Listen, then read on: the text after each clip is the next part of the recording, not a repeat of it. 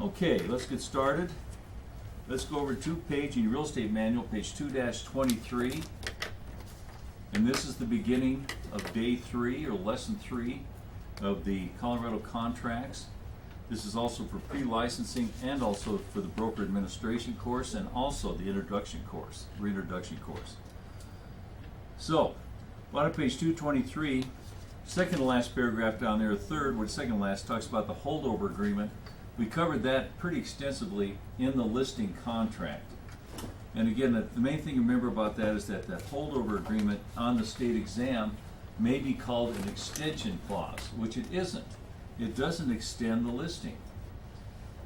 But that's just a little wrong, okay? Hopefully you remember it when you see that extension clause. You're talking about the holdover clause. They'll also call it a protection clause, which is what it is. It protects the listing broker. Then the sign crossing rule, we can't cross somebody's sign and knock on the door and hand them a card and say, when your listing expires, if it doesn't sell, give me a call. We can't do that. What happens if you do? Who comes after you? The listing broker? Oh, the listing broker is going to come after you big time, Right. and then the real estate commission is going to come back and slap you around too. Oh, slap you around, or could it really affect your license? Could they pull Well, it? it could affect your license. Oh yeah, they're not going to pull your license for that, Okay. probably. You know, if you've had so many you've had, especially if it's a first offense. Okay. But the other broker is who you're going to have to really deal with. Yeah. And I tell you, you know, this is a big business, but it's a really small business too, and reputations really travel quickly in this business, Yeah. good or bad. So make sure you do everything above board, much as it's up to you to do it. Let's go to page 224 and look at that second paragraph here. Now, however, when a licensee is contacted by an owner regarding the sale, exchange, lease, or listing of property that is exclusively listed with another broker, and the licensee has not initiated the discussion, the licensee may negotiate the terms upon which to take a future listing, or alternatively may take a listing to become effective upon expiration of any existing exclusive listing. So again, if they contact us, then all bets are off. We can go ahead and take that listing that's going to kick in after that listing expires. Let's go to E14. Licensee must recommend title exam and legal counsel. Remember, I pointed that out in the exam. We don't have to do that anymore because it's right in the contract, in the listing contract and the sales contract. So it's just automatically done. We recommend legal and tax counsel, title counsel and legal counsel. They don't have to have an attorney in Colorado because we're legally practicing law in Colorado. We're one of the very few states that define what we're doing by the practice of law. In the next session, we're going to actually talk about Conway-Bogue. Actually, a couple sessions from now, we're going to talk about Conway-Bogue, where back in 1957, the attorneys sued the brokers to try to make it where you had to be an attorney to sell real estate. And again, we are legally practicing law in Colorado. But it's like that in other states, right? Or some states? You have Some to be? states, very few states. There might be a couple others where it's defined as the legal practice of law, but in most states it's not considered the legal practice of law. That's why every contract has to be reviewed by an attorney, and you have to have an attorney at every closing. That's what I was going to ask next. So Yeah. do they just have to be there, or do they have to be an attorney? Yeah, you have to have an attorney present, all those. In our state, we don't need attorneys. We don't have to have everything looked over by an attorney. And we don't want these attorneys sniffing around, right? So let's, it's really fortunate we have it that way. Now, the trade-off to that is we have the second most number of hours that's required, 168 hours. Only Texas requires more. And we have the toughest exam in the nation. But the trade-off is we're legally practicing law and we don't need attorneys around all the time. Now, what if the people get an attorney? And I've been working with these people for 6 months and they go and get an attorney. Oh. And I'm hurt. They don't trust me. I'll tell you what, you know what they just did? They took all of your liability and put it right on the backs of that attorney. Tell them to get 2 or 3 attorneys if they want to. You kidding me? Let them do all the work from here on in. Heck yes, my commission's the same. Oh, okay. That's what I Heck was- yes, okay. oh yeah, yeah. So again, and you very seldom see anyone paying attorney's fees they don't have to pay, let's face it. And look at this E15 here. The broker has no right to the earnest money return. No matter what, we can never end up with that earnest money. The deal falls apart.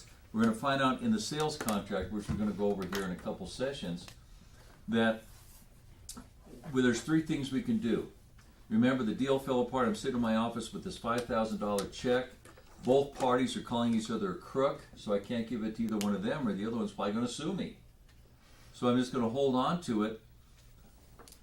I can, first of all, I can await mediation, or I can interplead to the courts. You don't have to write this down. It's going to be right in the contract when you see it.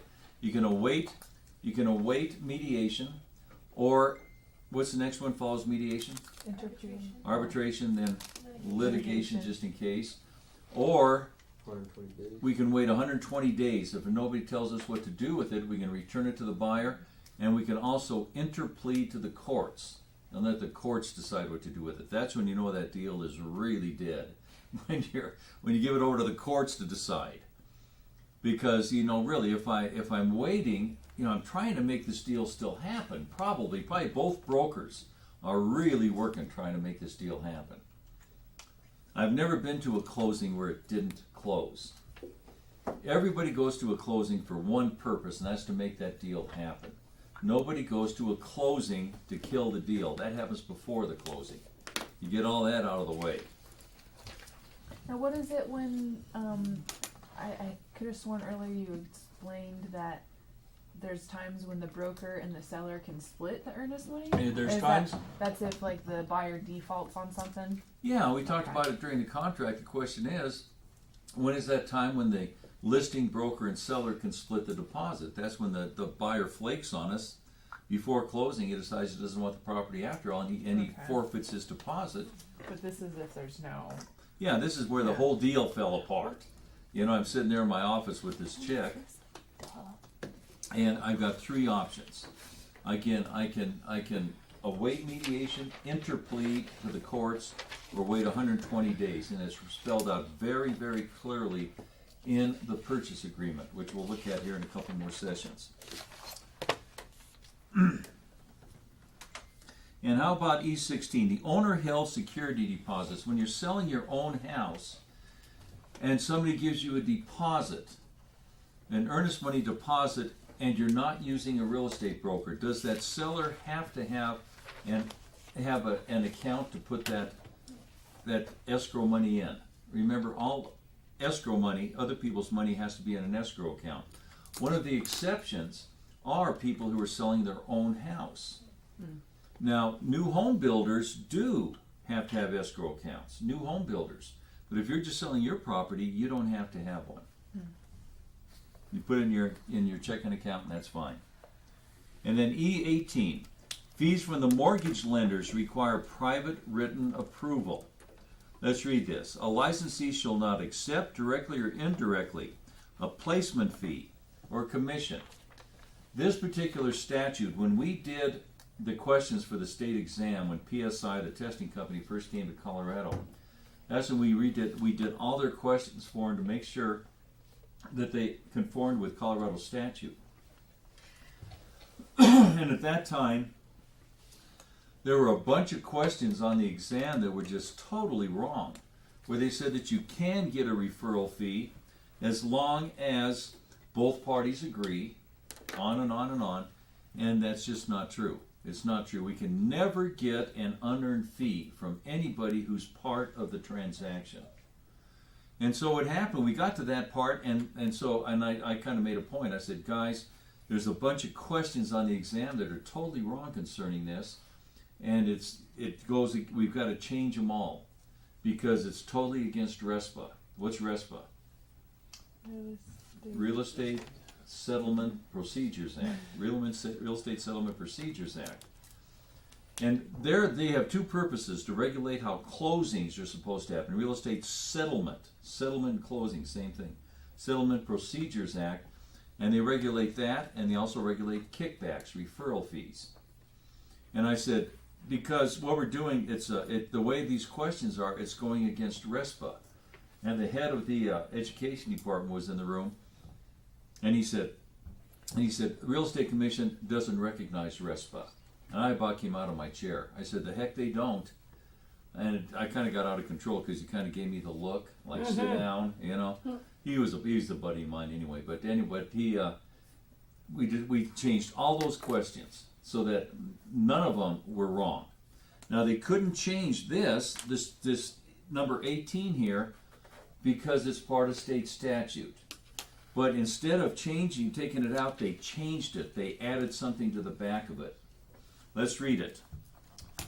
A licensee shall not accept directly a placement fee, commission, or other valuable consideration for placing a loan with a mortgage lender or its representative in any real estate transaction which the licensee directly or indirectly received or is entitled to receive a commission as a result of the sale of the property in such transactions. Perfect. If they would have just stopped there, but they don't. Unless the licensee fully informs any party with whom they have established a brokerage relationship or worked with as a customer and obtains prior written consent of such party. And that's totally wrong. Totally wrong. So they added this next part. All licensees must comply with the RESPA statute and regulations regarding receipt and referral fees. To the extent Rule E18 on referral fees differs from that of RESPA, licensees should comply with RESPA to avoid jeopardizing their standing with respect to federally-related loan programs, and are advised to contact the Consumer Financial Protection Board or Bureau for further clarification. We're on page 225. Thank you. And again, so what they're saying, they have half that paragraph, and then the next part they say, never mind. And that's essentially what they're doing. And so for 10 years after that, or thereabouts, no questions like that at all on the state exam. Last year, 2014, I took the test and one of those questions came back again. And it says that you can pay a referral fee as long as both parties agree. And there it was again in 2015.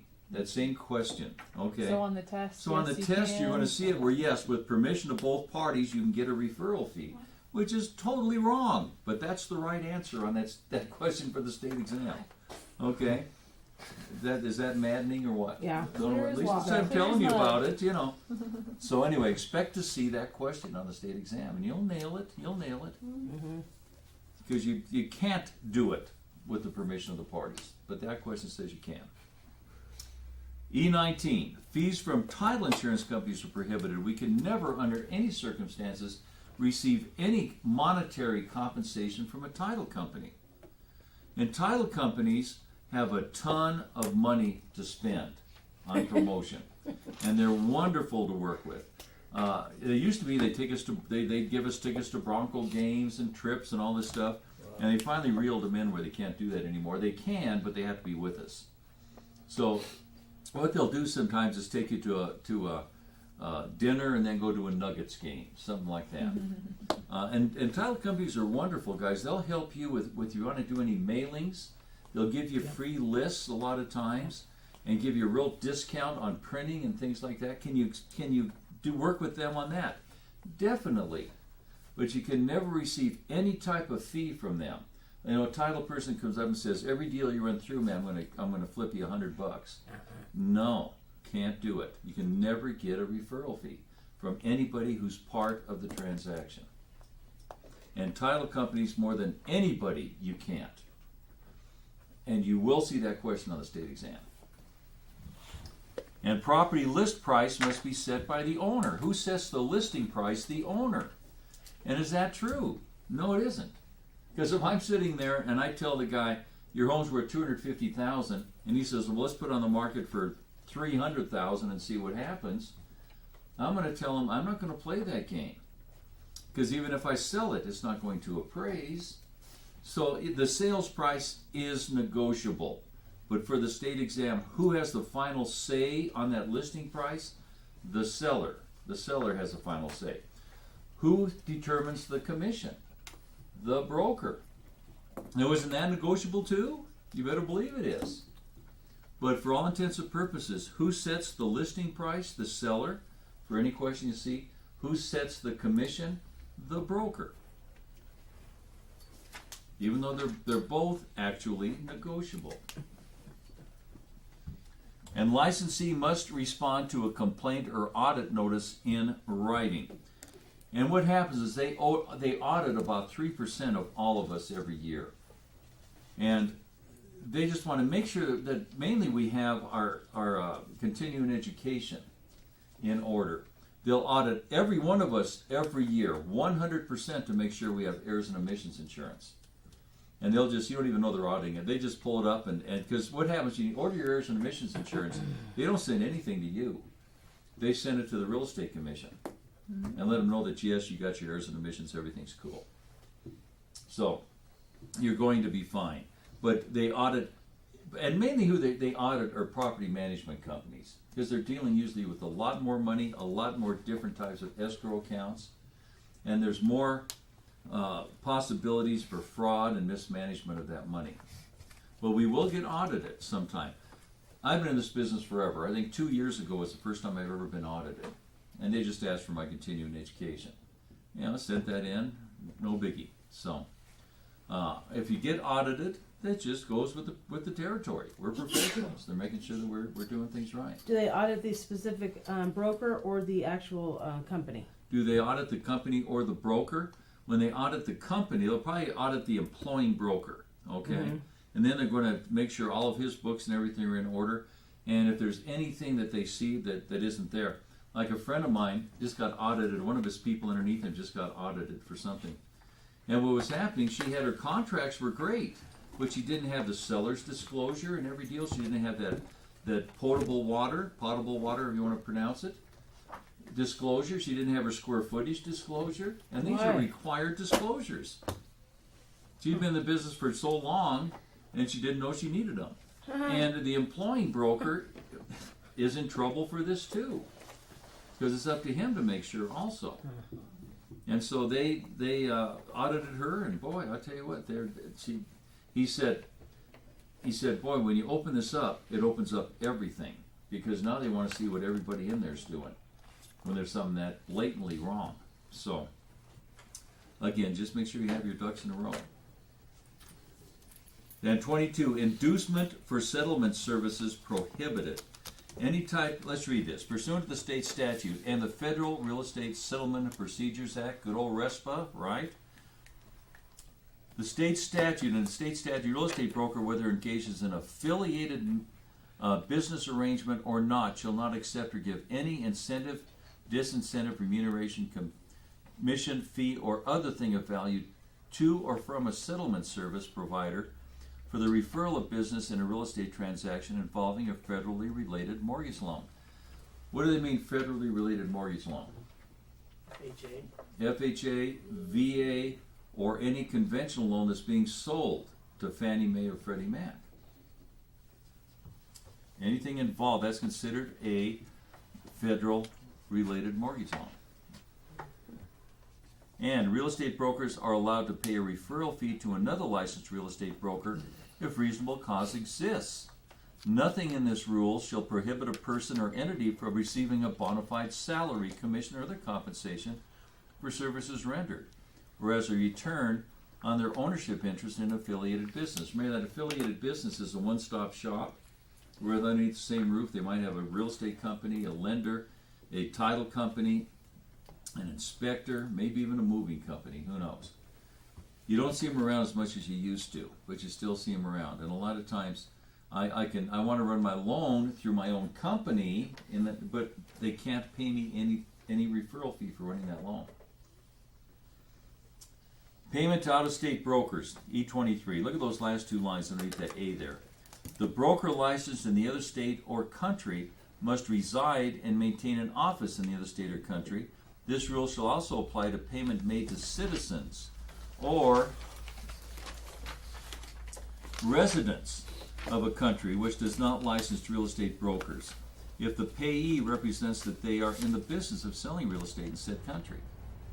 And all advertising, negotiating, contracting, and conveyancing done in Colorado must be performed in the name of the licensed Colorado broker, and all money collected from the parties to the transaction prior to closing shall be deposited in the name of the licensed Colorado broker to commission rules. So, again, about, all these years go by, I say 7, 8 years, I looked at, turns out to be 11, 12 years. They all blend together, I can't keep track of them. But let's say 7, 8 years ago, Mexico decided that all their timeshare salespeople down there had to get a license. They didn't care where they got it, as long as they got an official license from either a country or a state or something. So I had some people from Mexico come up and get their license here. And these guys are selling timeshares in Mexico. They're actually going all over the world selling these timeshares. And I've never talked to people in that detail who are doing these before. And I'll tell you something, there's something to be said for this. They said they work 4 or 5 months out of the year, if that, and they're making in the 6 figures. They live in the most beautiful parts of the world. He said, you don't know how many millionaires there are out there till you start selling these timeshares all over the place. Pretty cool, pretty cool. And what happened is that at that time, Wyndham Properties, which is owns the second most of all resort properties in the world, called me up. They had an office in Broomfield and one in Aurora. And they said, we've got a deal right now in Mexico where if any of your people are licensed, we'll give them a 1-year contract with a minimum guarantee of $250,000. But they have to be able to speak Spanish. You know, there's deals like that out there, guys. You know, if you're young, no kids or husband yet, or well, you can have kids or husband, bring them with you. Yeah, there you go. Yeah, there you go. You can. I'm just saying, you want to have some adventure for a few years. I'll tell you what, not too shabby. Something to think about, guys. Really. And again, you start getting involved with that. There are some good timeshare jobs in Colorado. They're selling properties up in Vail and Aspen and those places that you might want to consider. And if you're interested in that, give us a call. We've got some ex-students who are involved in it and everything else. So, Like but which companies over there? what's that? Like which companies? Which companies? I mean, which hotels? I mean, I live in the mountainside. Oh, do you? Yeah. I know Vail just opened up a big one up there just recently, and I believe it was through Wyndham, if I'm not mistaken. Yeah, I have like in Breckenridge. Hmm? So yeah, Oh, you'll see some up there. There's quite a few of them. Well, not quite a few. there are yes, there Yeah, are some. Yeah. yeah. A lot of them, they're just selling the condos outright, but some of these timeshares, not a bad way to go. Something to think about. And a lot of times they give you a place to live too. Yeah. So, Or vacation. oh yeah, or just live up there in Vail. We'll give you one of the units to live in. So, something to think about. And if you're bilingual, wow, got it made.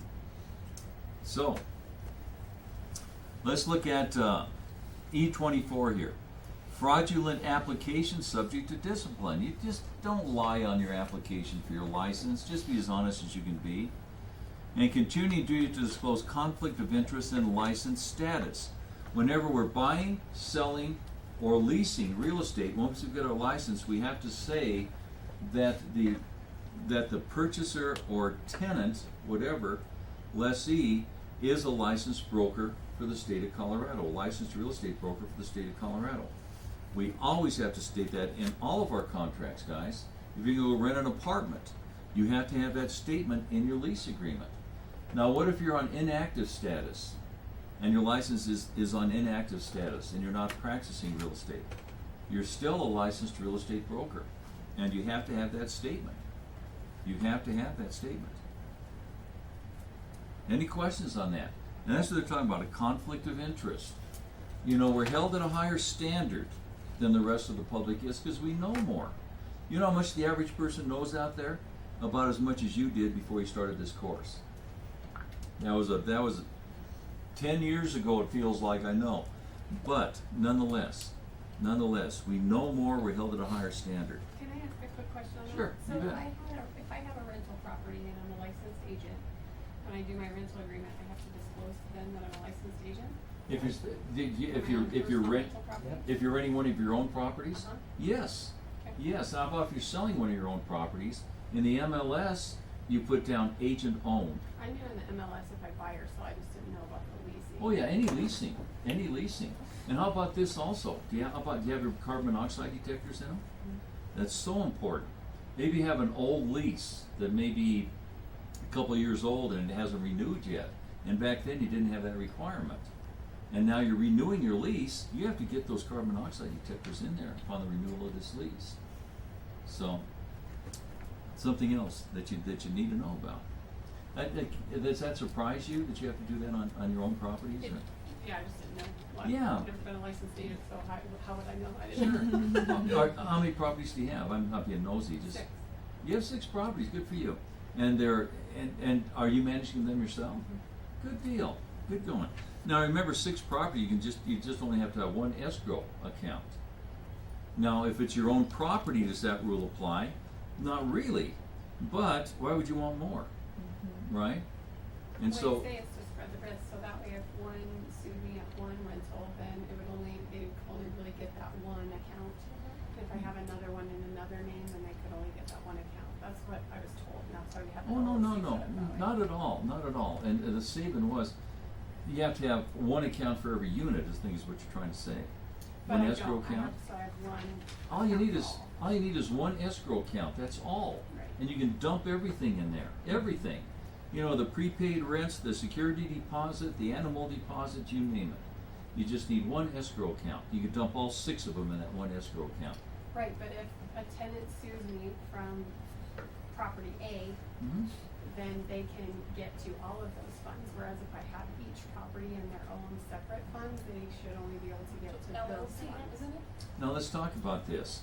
She Sorry, was I'm saying. like, that's totally off Okay. subject, you don't have to. Oh yeah, let's talk about this a little bit. She was saying that she has a separate escrow account for every I separate don't, unit. but I was told I should. She doesn't, but she was told she should, because if she gets sued, what happens? That they can come after that escrow account. No, they can't. That escrow account is other people's money. It's not your okay. money, and it doesn't belong to the corporation either. It belongs to these other people. It's just like if the IRS is coming after you and they want to take your car, but you're leasing the car, you don't own that car. It's not part of your estate. Or could you have separate escrow accounts for all of them if you wanted to? Could you have a separate one for everyone if you wanted to? If you have 6 units, yeah, but what if you have 300? Yeah. No. Yeah, you just want to You could have. have your own bank. If you have 6 units or less, you just need 1 for the whole shebang. If you have 7 or more, you need a separate escrow account for every type of escrow you're working with. Now, Not she for every could- unit. She could protect herself by putting him in a different LLC. Right. Now let's talk about this. Every one of your properties, you should have underneath its own corporation. That's not a bad thing to do. Same with Which I you're don't doing your either, but I was flips. told I should. What's that? Which I don't either, but I told I should. Well, really, like when I do a flip on a property, I'll form a corporation to do that one flip. Then after I've sold it, and I'll let it season for a year or so, I'll dissolve that corporation. And everything is cool. Because, again, I want that corporate umbrella over my private assets. And so you should get with an attorney and talk to them about that. Or, I can sit down and talk about it a little bit. I can kind of lay that out for you. So, are you operating as a corporation now? LLC. Good. And we'll talk about LLCs and sub S corps and C corps here as we go into the course a little bit deeper. Any other questions on that? Let's keep going here. How about this E27? No representation of future status of property. Put away your crystal ball when you're talking to these people. What if you're talking to these people and you say, you know what? This property could easily double in the next 10 years. What do they think I just told them? It's going I to. guaranteed them it's going. Yeah. That's not what I tried. That's not what I said. But that's how they're going to interpret it. Be careful what you're saying when you're out there. That's fraud, right? Pardon me? That's fraud, right? No, it's not fraud, and it could easily double in the next 10 years. I'm not guaranteeing it. I'm just making a statement. Now, can I say they have gone up in the last 10 years? If they have, sure. If it's truth. But if I say something like that, they could easily double. I'm not guaranteeing it, but they could take it that I am. So, again, we lose a lot of deals from the jawbone of an ass. Remember that. Look on top of page 227. I like that. That was good. We have employing brokers' responsibilities, and of course, they are responsible for supervising you. Reasonable supervision. Once you get a lot of experience, then they have to have reasonable supervision. But on the bottom of that page talks about a high level of supervision, like you guys will have to have when you first get into this business. And they have got, that's why you've got to be careful who you go with and make sure you outline exactly what's expected of you and what their contribution is to you. I always ask them, do you go to the first few closings with me? Either the broker themselves or the mentor that's training you. Because when you first go to these closings, it's intimidating when you walk in there and you're the new kid on the block. And I'll tell you what, closings are fun. But your first few are going to be a little nerve-wracking because you're new at it. And do this every closing you do. You walk into that closing, guys, and the lady who's doing it's always a lady. I think I've had 3 guys in all the closings I've had, and they're the most professional people in our business. And they're usually in the back room. A lot of times you close at a title company. You can close anywhere. I've closed deals here at the school. But say they're closing at the title company, you get down there and set down your stuff, whatever, then go in the back room and introduce yourself to that closing person. Get there early enough where you can do that. And don't spend a lot of time because they're extremely busy, but take a minute and say, my name's Jim McCloskey, and this is my first closing. This is my 3rd closing, whatever.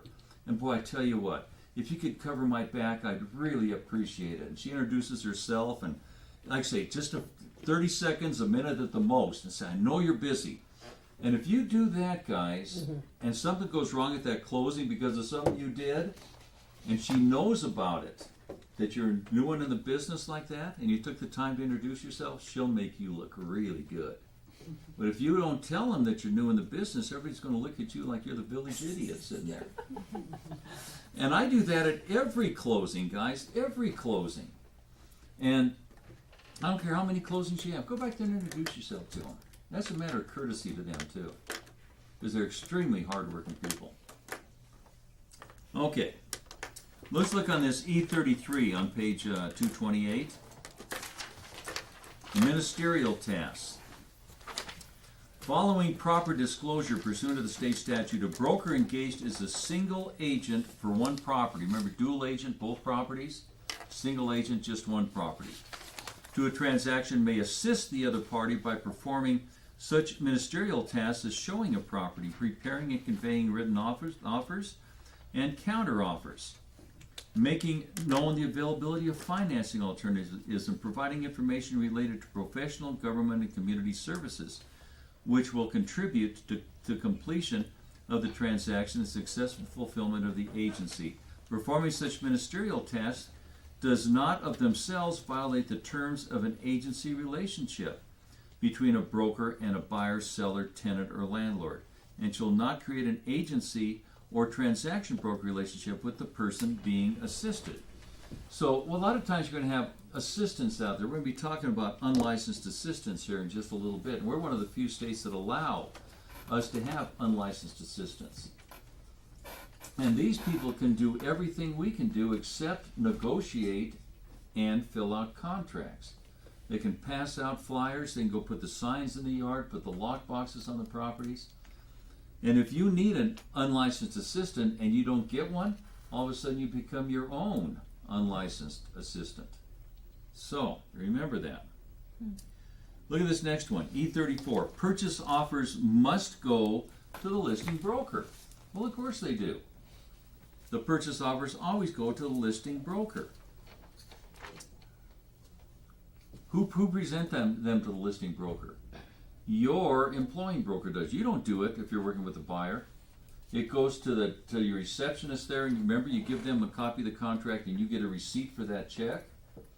And then what happens is it goes through the system. They'll usually go to the employing broker, or they'll have somebody there who will get that offer over to that other company. And right now we scan everything.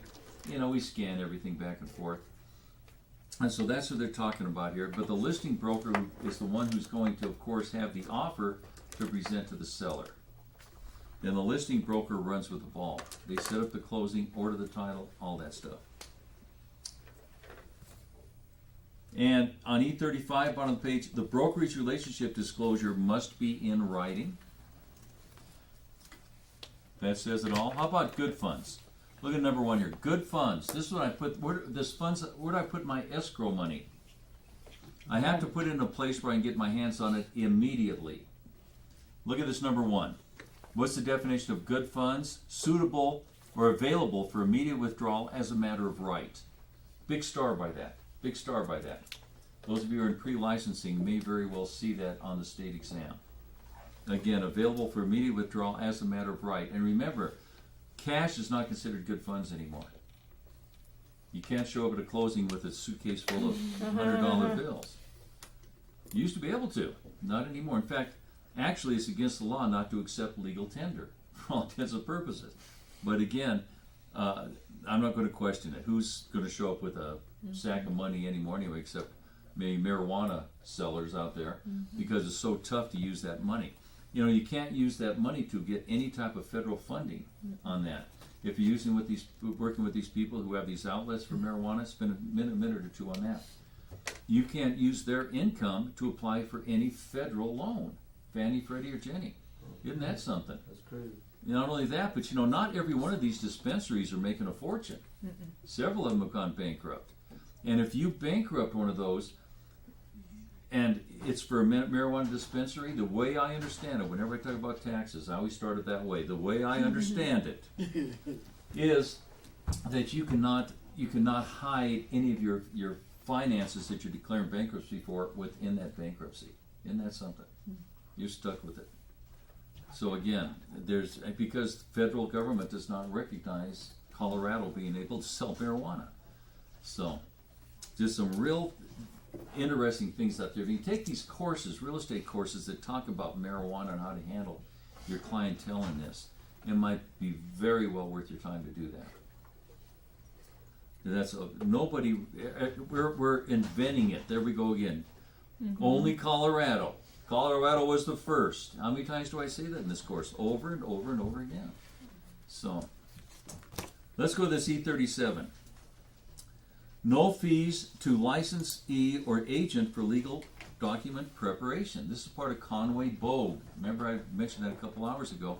Conway-Bogue says that if let's say I have a really tough contract, and so I go to an attorney, and I have him prepare the contract, and he sends me a bill, I have to eat it. I can't pass it along to my seller or my buyer. I have to eat it. I have to eat that fee. There's no requirement for us to fill out contracts, but somebody's got to. So we fill them out, and we cannot charge them a fee for filling out these contracts. That's part of our service. And look at this E38. Office policy contains designation of brokerage relationships. That's the number one purpose of an office policy manual. To designate how this company works with the public as agents, transaction brokers, etc. Let's go over to page 230. And again, that office policy manual, we're going to talk about that when we get to trust accounts. If those of you who are taking this course rather than pre-licensing, the trust account course is a nice filler. If you're taking this for the 24-hour broker admin, you will get that course coming at you. Look on page E39. Office brokerage relationship policy must be written, of course. What page are I'm on E19 up there. The brokerage relationship policy must be in writing.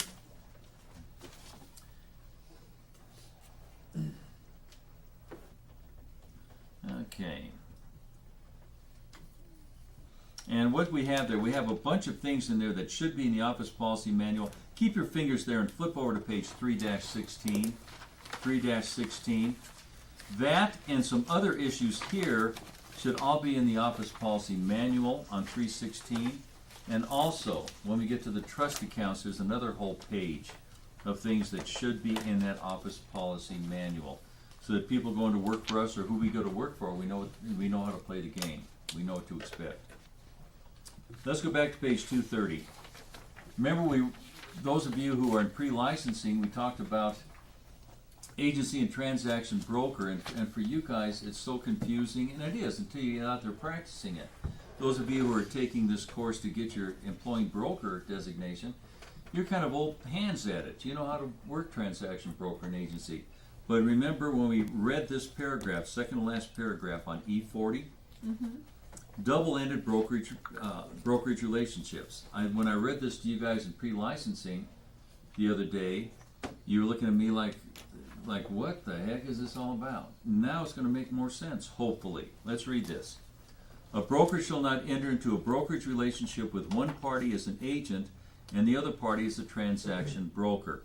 A broker who works with both the buyer and seller in the same real estate transaction may do so as, number one, a transaction broker for both buyer and seller, a single agent for the seller treating the buyer as a customer, or a single agent for the buyer treating the seller as a customer. These options shall be disclosed and made a part of the agreement between the parties to the listing contract, right to buy contract, or tenant contract, whichever is appropriate.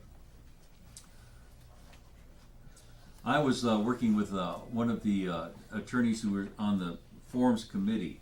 We were having lunch one time, and he was working on this lawsuit where this one property management company was getting sued. And what was happening, we're looking at property management. And if you're a property manager, essentially you're working with the owners of the property and you're an agent for them. And then you work with your tenants coming in and you're an agent with them. And that's just how the business has been forever. That's dual agency. That's dual agency. We're talking during lunch and I pointed this out to the attorney. He goes, "You really think it is?" I said, "You're an agent on both sides of the deal." And we talked about it and everything. And he went back to the next time they had the rules committee, or the forms committee, I should say. He went back and they talked about it and discussed it. And they did send out a report saying, yeah, guys, you can't have agency on both sides. Something's got to give. So, and I'm just throwing that out there. Those of you who are in property management, you've got to make so sure you have your ducks in a row out there. Especially now, we have to have the special licensing if you're a manager of a homeowners association. You don't have to have a real estate license to be a manager of a homeowners association, but you have to have a special licensing now just for that. And it looks like the Real Estate Commission is going to require a real estate license for that position also within the next couple of years. So those of you who are getting your license, who are listening to this course, if you want to expand out and get that license for managing a homeowners association, it's not a bad way to go. Pretty darn good money in that. And once they make it required where you have to have a real estate broker's license, you're going to be solid gold out there. So again, another way to make money in this business, managing homeowners associations. Let's keep going. E41, the change of status. We've talked about this. This is where I have an agent on I'm listing this home as an agent. I'm bringing in my buyer as an agent. Something has to give.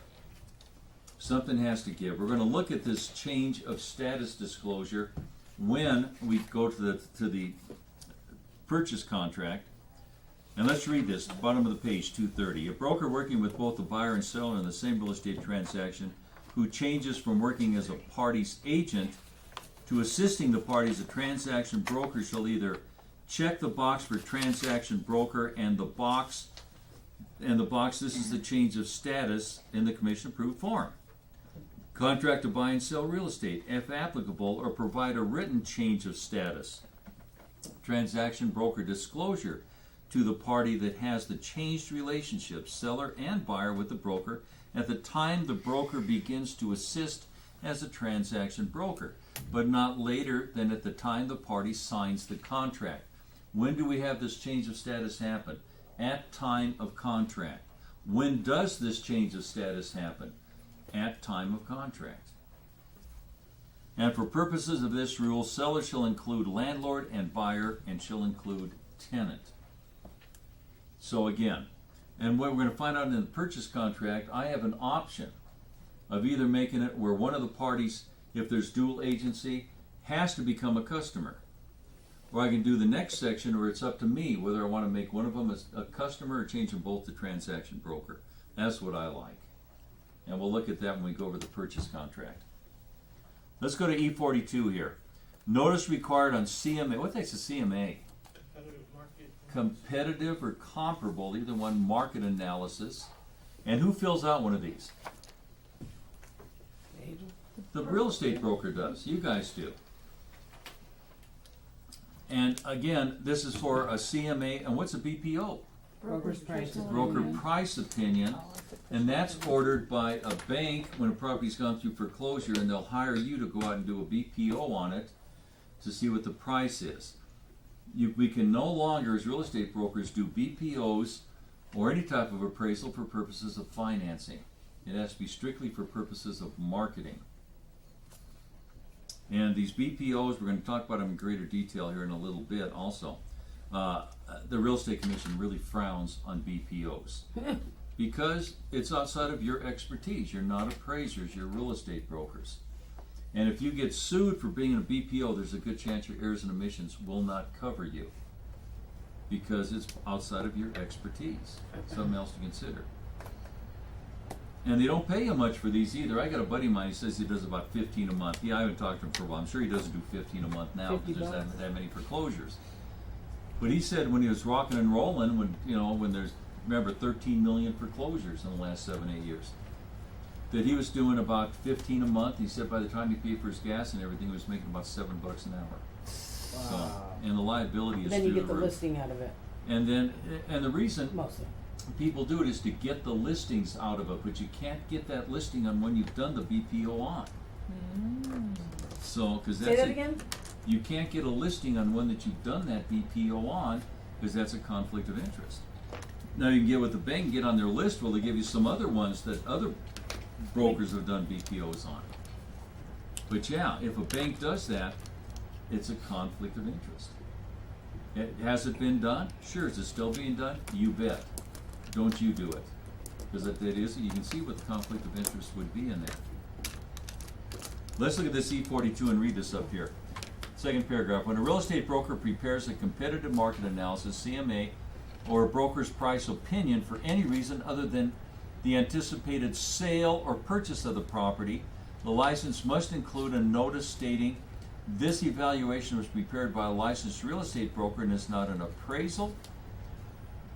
And this evaluation cannot be used for purposes of obtaining financing pursuant to the state statute. They changed this a couple of years ago.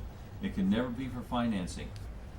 And the Colorado Real Estate Statute says brokers are prohibited from completing CMAs or BPOs that are used for the purposes of obtaining financing. Unfortunately, on the state exam, the exam hasn't been updated. It's going to say that if someone does a BPO for a purpose other than marketing, which we'll assume is for financing, then the broker has to state that he's not a registered, licensed, or certified appraiser for the state of Colorado. Outdated question, but it's in the state. It's on the state exam. You're probably going to have that question. The opposite of that, a broker does a BPO for a purpose other than financing, which would be for marketing. No disclosure is required. You don't have to say that the preparer of this is not a certified, registered, or licensed appraiser. If it's for a purpose other than financing. When you see those questions, hopefully lights will come on. And we'll talk about it again when we see those questions, and we will. Let's go to the square footage disclosure. And this again, it's an approved form by the Division of Real Estate, and we have to have it for all residential properties. What's considered a residential property? 1 to 4. Very good. 1 to 4 units. 1 to 4 units.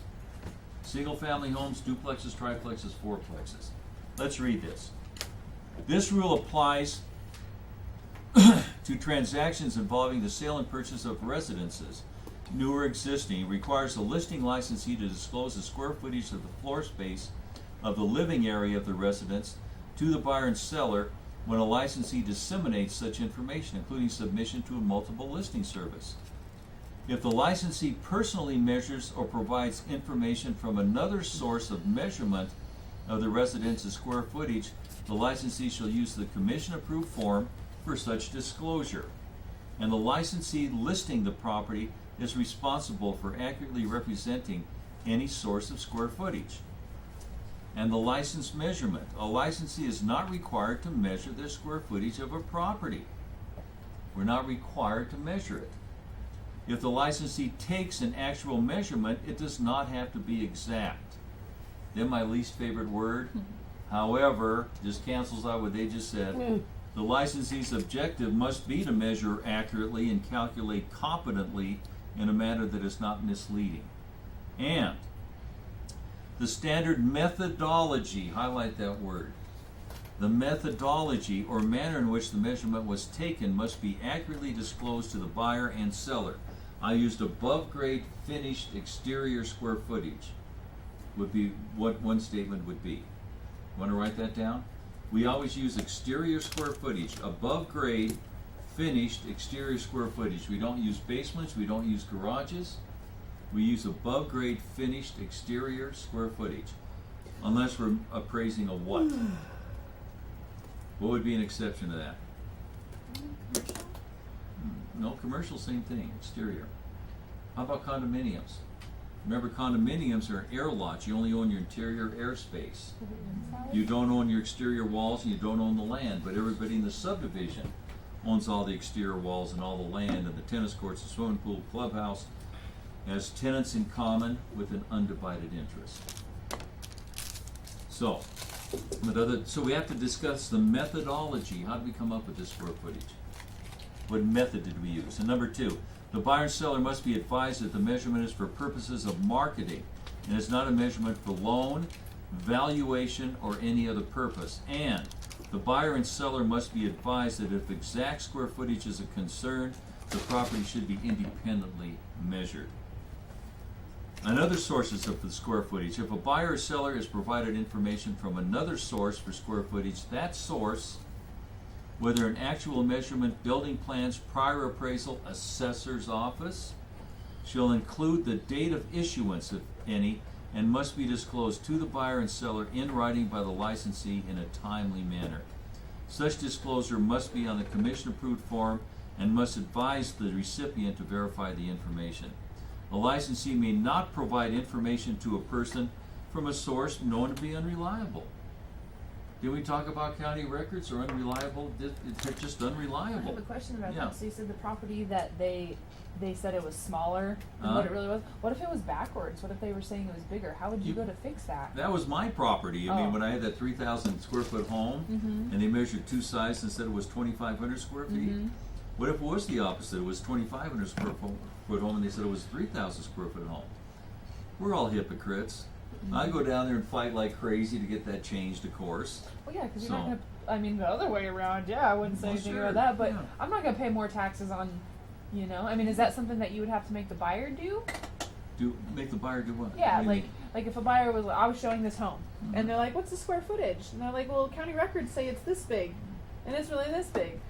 Is it the seller's job to fix that? Is it the buyer's job? Oh, I've seen, okay, so you know the county record's wrong as far as square footage goes. Uh huh. Okay, like would I have that problem in my house when I sold it? Uh huh. I'm advertising at 3,000 square feet, and they look at the county records and they say it's only 2,500 square feet, and that's exactly what happened. County records are notoriously wrong, guys. They're notoriously wrong. And I just told them, I measured this home myself. It's a 3,000 square foot home. You want to measure it yourself? Feel free. And it was not an issue, but it could be, because that county could be off on that square footage. And again, no one be unreliable. We can't use a source, no one be unreliable. Yet every broker in Colorado, with few exceptions, uses county records for their square footage. Be careful, okay? Everybody in your office is going to say, everybody does it. Be careful, okay? That's the main thing. And is responsible for indicating obvious mismeasurements by others. A licensee working with a buyer must advise that if exact square footage is a concern, the property should be independently measured, and this is our salvation here.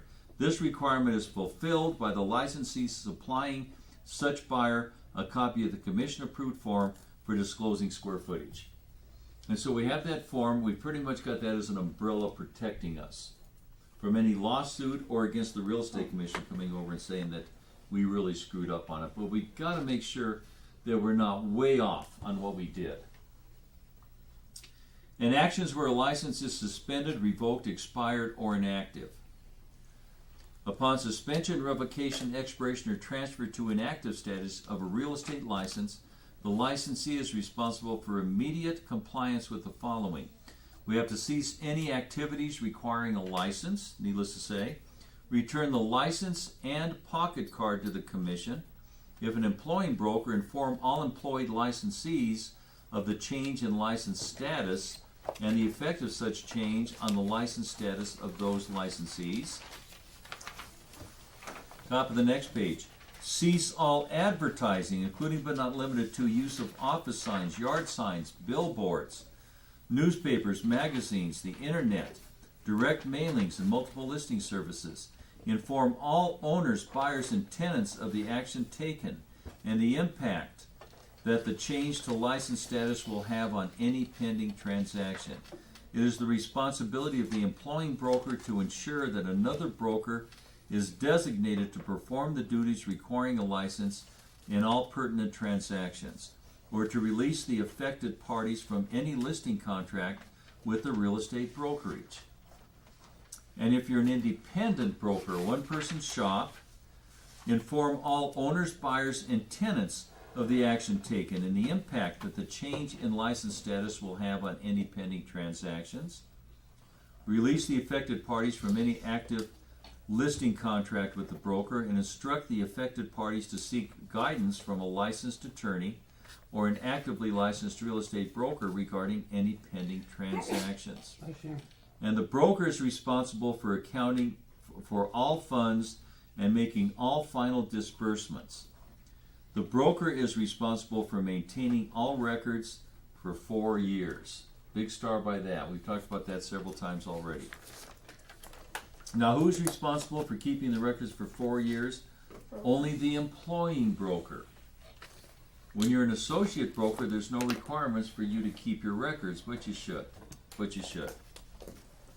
Now, if an employing broker, the broker is personally responsible for the handling of any and all earnest money deposits, escrow or trust funds received or dispersed by the brokerage.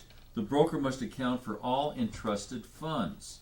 A broker who will no longer be responsible for the license activities of the brokerage is responsible for returning all escrow records to the licensed brokerage and transferring all entrusted funds to the new employing broker. The licensed brokerage must designate a qualified active broker who is approved by the Commission to be responsible for the management and supervision of the licensed actions of the brokerage and all licensees shown in the Commission's record as being an employee of the brokerage, pursuant to the state statute. The brokerage may also seek a temporary license to prevent hardship, remember? But that person has to have at least 2 years' experience. I told you the question on the exam says someone with 11 years' experience. Look for that. And if the brokerage is unable to designate a qualified active broker or is not granted a temporary license, the license of the brokerage will be placed on inactive status, and all activities requiring a real estate broker's license must immediately cease. An inactive brokerage will have 7 days to notify all owners, buyers, and tenants of the impact the license status change will have on the employed licensee and all pending transactions. The broker is responsible for accounting for all funds, returning all escrow records to the licensed brokerage, and making all final disbursements within 30 days of the change of license status. In the case of an employing broker who will not be replaced and the licensed brokerage will be dissolved, the employing broker is responsible for accounting for all funds and making all final disbursements within 30 days of the license status change. And the employing broker is responsible for maintaining all records for 4 years, again. And number 7 down here, commissions or fees may be received by a licensee only for transactions where the commission or fee was earned prior to the licensee's suspension, revocation, expiration, or transfer to inactive status. And confidential information, top of the page. Supervising broker confidential information. A designated broker shall be permitted to reveal to a supervising broker, and a supervising broker shall be permitted to receive confidential information as authorized by the informed consent. Remember, we talked about that. I designate those 2 guys to be the designated broker. the seller and buyer tell them something in confidence, they don't have to tell me, they can't tell me, unless it interferes with my ability to supervise them. Then they would have to tell me. And affiliated business arrangements disclosed. And again, it's just a one-person shop for all intents and purposes. Now, prohibited remedies for compensation, E48. This comes from the Winchell Spurious Lien Statute. And years ago, this guy named Winchell put a lien on the mayor's house and all the city councilmen, all the state reps' houses. They were totally unwarranted liens. They were called spurious liens. And this is now known as the Winchell, just like the donuts, Winchell Spurious Lien Statute. And the state legislatures came back with these very strict laws. We can even go to jail for putting an unwarranted lien or a spurious lien on somebody's property. Pretty heavy duty. Now, we as real estate brokers are not part of the lien statute. If for some reason the seller doesn't pay us, we cannot sue that seller. Same with appraisers. Same with inspectors. Same with title companies, lenders. The only people who can sue if they don't get paid for some reason are surveyors. They went under the radar somehow. But for the rest of us, we are not part of the lien statute for the state of Colorado. Expect to see a question about that on the state exam. Okay, let's go to page 234.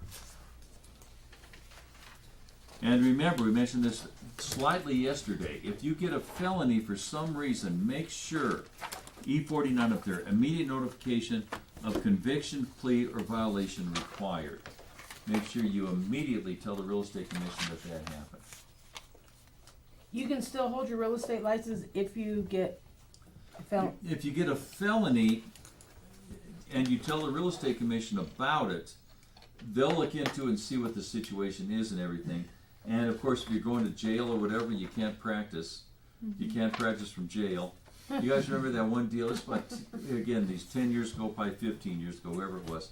But these people bought all these properties while they were in jail and got mortgages on them and everything else. It was total fraud, everything else. There was some, like, I think 23 properties that were done while these people were in jail doing it. Because that was before 2008, when everything got tightened up a little bit more. And then we have commission-approved forms.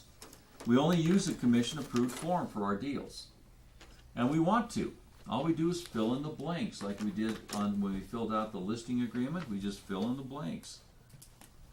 Look on page 235 and look at this F up here.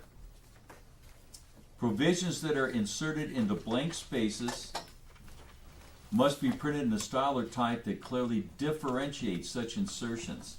It has to be in differentiated print. Highlight that and even write it up above there. In other words, things we put in that line has to look different than the rest of the contract. I think it'd be tougher to make it look like the rest of the contract, really. But a differentiated print, not in italics, not in parentheses, but differentiated print. Remember that. Remember that question. Let's go to page 236. Look at the additional provisions. F2 here, additional provisions. The additional provisions section of a commission-approved form must contain only those transaction-specific terms. I can't have verbiage in my contracts that I'm going to use for every contract from now on. It has to be transaction-specific to that one deal. Transaction-specific terms. Put a star by that. You're going to see a question coming at you about that. Look down on F3.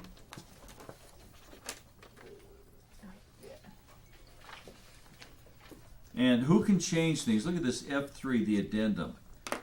We talked about this just briefly a couple hours ago. Number one, an attorney representing the broker or brokerage firm, the principal party to the transaction, or an attorney representing the principal party. Who cannot change something in a purchase contract? The brokers. The brokers. Expect to see that question. Let's go to page 237. Look at this F5. Explanation of permitted modifications. The broker shall explain all permitted modifications, deletions, omissions, insertions, additional provisions, and addenda to the principal party and must recommend that the parties obtain expert advice as to the material matters that are beyond the expertise of the broker. When we were going over the listing contract, we talked about that. We know a little bit about everything, enough to be dangerous out there.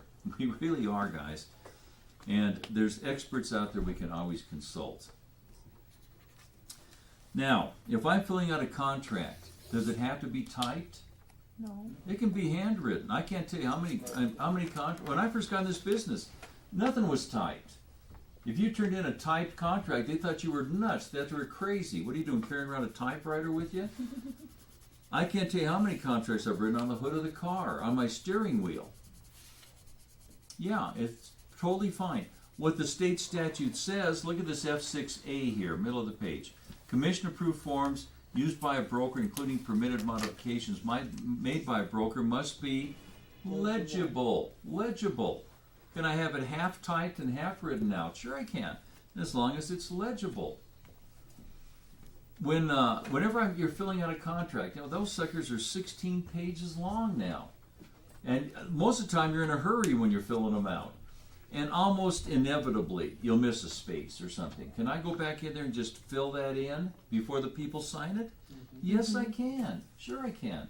Do they have to initial that? No. No, they don't.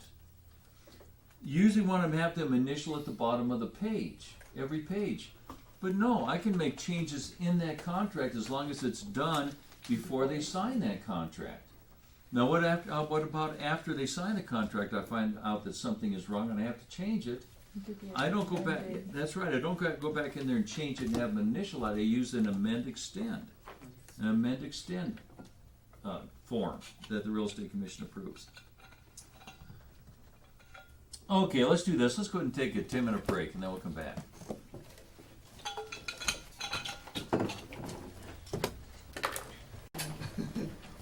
Okay, let's continue here. We're on page 2-37, and we're at commission-approved forms. This F7 here. And of course, this is all, here we go. This whole section here is Rule F. There's two rules. There's the first 25 chapters of this book is Rule E for Conway-Bogue, and then you have the last chapter, which is Rule F for forms. And the purpose of Rule F is to assist us in complying with Rule E. I'm going to say that many more times before we're through. Again, the purpose of Rule F is to assist us in complying with Rule E, which is Conway-Bogue, which we're going to get to here in another session or two. Let's read this here. Commission-approved forms. Real estate brokers are required to use commission-approved forms as appropriate to a transaction or circumstances to which the relevant form is applicable. Commission-approved forms are posted on the Division of Real Estate website. And they used to be added to this real estate manual, and it was so wonderful teaching out of this manual when all the forms were in it. They just don't do that anymore. We go to the next paragraph. To obtain the forms promulgated by the Real Estate Commission that are within the purview of Rule F, visit the Division of Real Estate website. And there's the website for right there. It's actually in the DORA website. Let's flip over to page 3-3. 3-3. We talked about how when you're selling your own house, you don't have to be licensed, and neither do developers, because they're selling their own houses. And some of you will end up working for a developer sometime in your career, more than likely. And if you do, you have to be paid a salary plus commission. And look at this 1, 2, and 3, and 4 toward the top of the page there, 3-3. Number 1, the salary must be an actual and stated amount and must not be a draw or advance against future commissions. The salary must be regularly paid, like weekly or monthly. And although the amount of salary may vary, an employee must be paid at least the prevailing federal minimum wage, and the corporation should deduct amounts for state and federal withholding taxes, FICA taxes, and other commonly deductible expenses which the corporation would employ with respect to other employees. And payment of a commission in addition to a regular salary will not invalidate the exemption from the above guidelines if the above guidelines are met. So again, something you want to consider. I worked for several years in the early 80s for a couple builders in town. And one of the problems is that a lot of times you sell yourself out of a job. You sell the last home, they have no place to put you. And usually it's 9-month build out on a home. So you put a contract on a home and it's not closing for 9 months. But the bigger builders, of course, will give you a draw against that. So there's ways to make a pretty good living on this. But during the week it's pretty boring. Not a whole lot going on. Then you pull up Saturday morning and usually there's people out there waiting for you. And you go in there and open up the office and you run like a crazy person from Saturday morning till Sunday night. And it's just interesting way to make a living. It really is. And one of the things I used to do is especially, what would happen is I'd get somebody in there on a Saturday morning or a Sunday morning, and these people were buyers. They were going to buy a home that weekend, but I'm one of the first or the first one they looked at. And they're going to spend the whole weekend looking at other properties. I'm going, son of a gun. These are definitely buyers. And so what happens is I take them around and show them something, a lot or something. Say, this lot, it should be available when you make your decision. I'll give you a call and let you know, whatever. And what I used to do is I used to go to them, and I used to keep this ice cream in the freezer. And I'd go up to them, and I'd say, folks, it's been such a pleasure working with you. Will we accept this ice cream? And I give them this half-gallon ice cream, cost $1.50. And these people would go home and put it in their freezer and change their plans for the whole weekend because of that ice cream. And about an hour later, I'd give them a call. And I'd say, Joe, and they were always home. They were always home. They're crazy for that $1.50 thing of ice cream. And I'd say, Joe, remember that lot I told you about? Hey, it's available. What are you guys doing about 2 o'clock this afternoon? And get them back in there. It usually worked pretty darn well. So anyway, I'm not going to give you all my little secrets, but I'll give you that one. So anyway, just something to think about. Look on page 3-5, if you will. Position statement concerning rule F3, the sign crossing rule. They love repeating themselves in this book. Remember I told you that?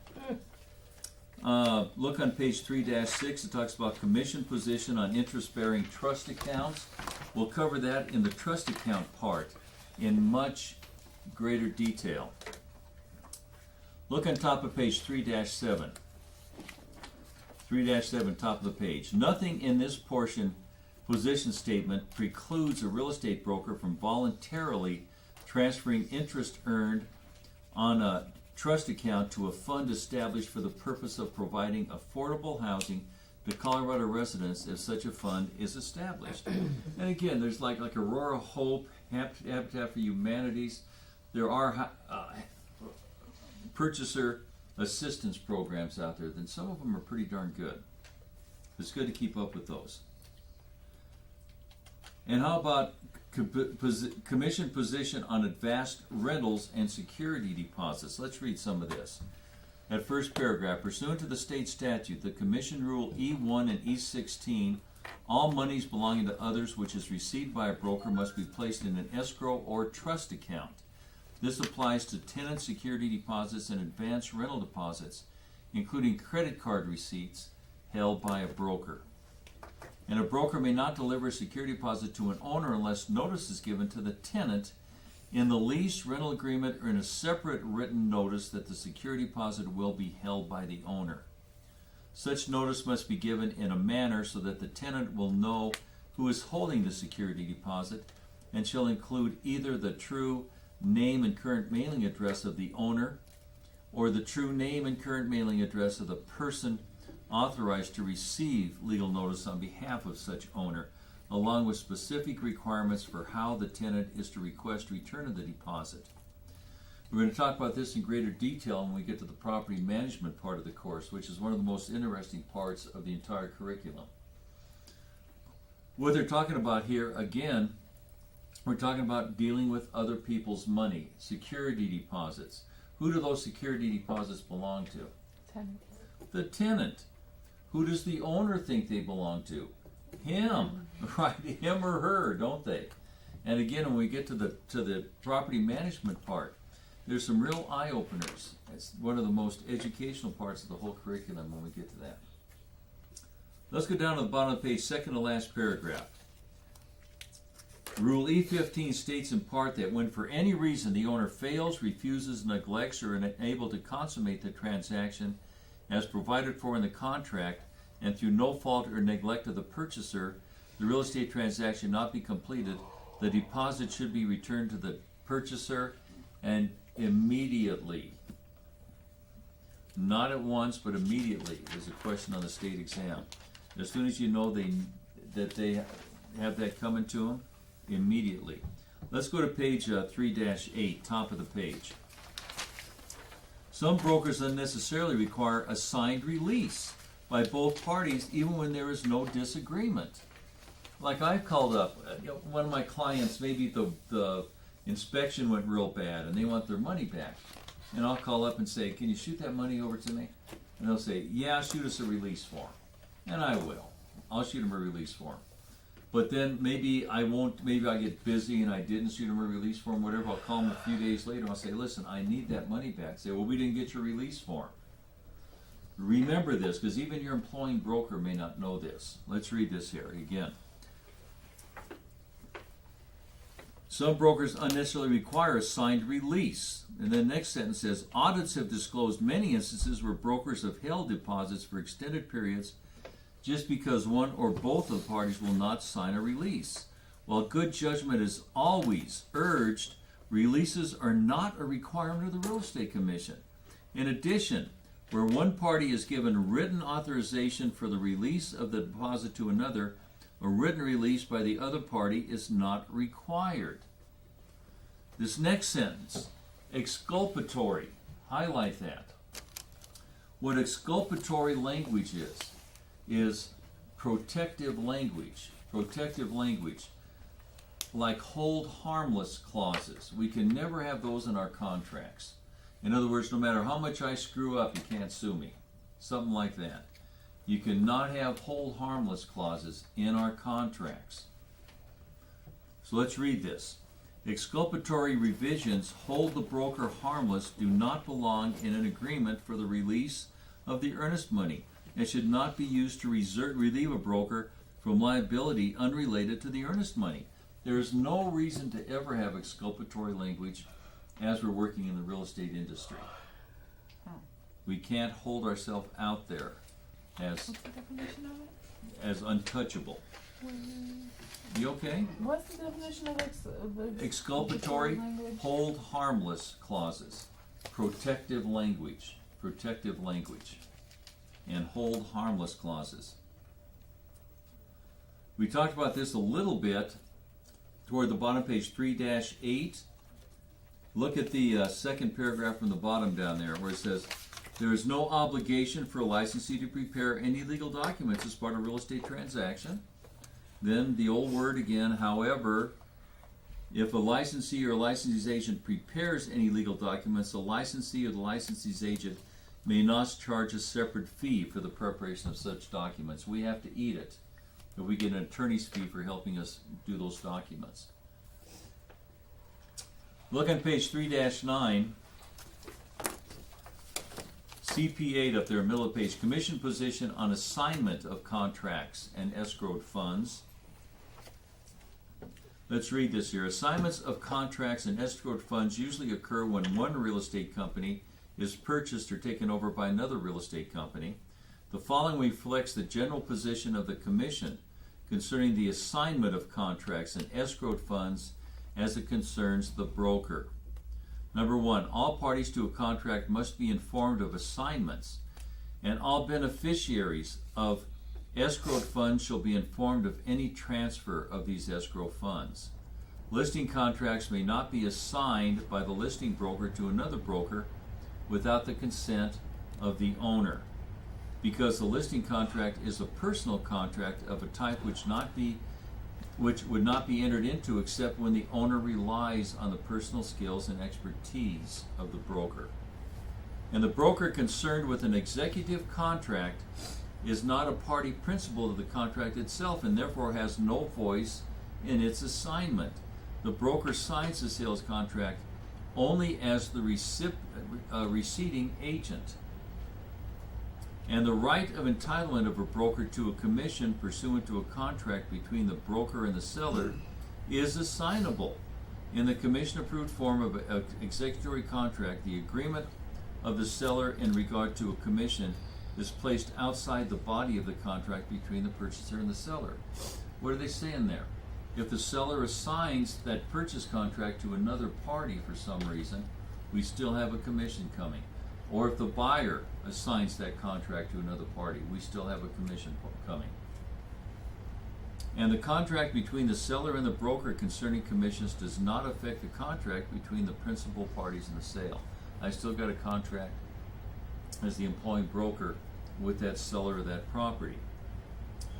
And earnest money taken pursuant to an executory contract is money belonging to others and falls within the purview of the state statute. And earnest money being held by the broker is not transferable to any party except to a closing agent as immediately prior to the closing as is practicable. And the maintenance of the earnest money held in escrow must be pursuant to the rules of the commission. And the broker may, for convenience, authorize other persons to withdraw money from this escrow account. But the withdrawal must be pursuant to law and commission rules. And top of the next page. Unless contracted to the contrary, the mechanical act of closing the transaction may be performed by any qualified person or person with the agreement of the principal parties to the contract. And the absence of the closing broker or the broker's agent will not relieve such broker from the broker's responsibilities of approving the statement of settlement. When those of you who've taken closings know very well about what we're talking about here.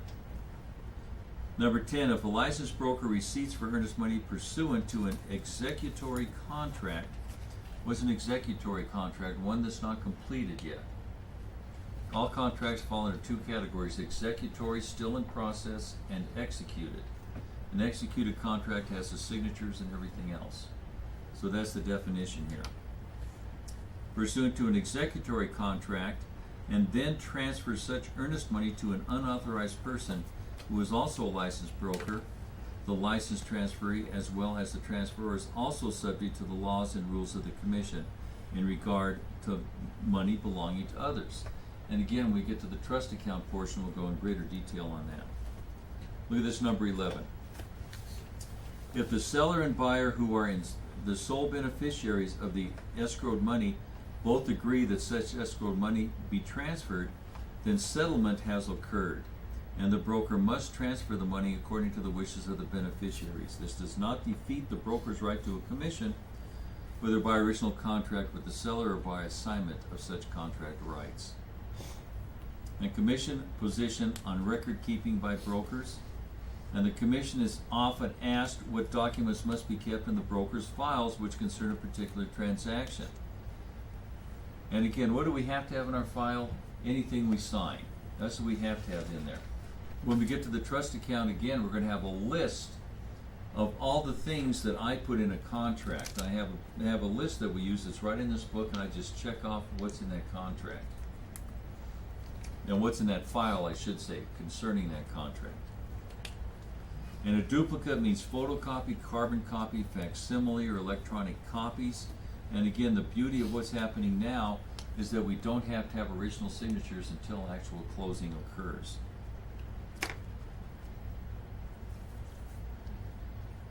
Okay. And look at the CP10 at the bottom of the page. Underneath that, just write this down. This whole next couple pages pretty much talks about this.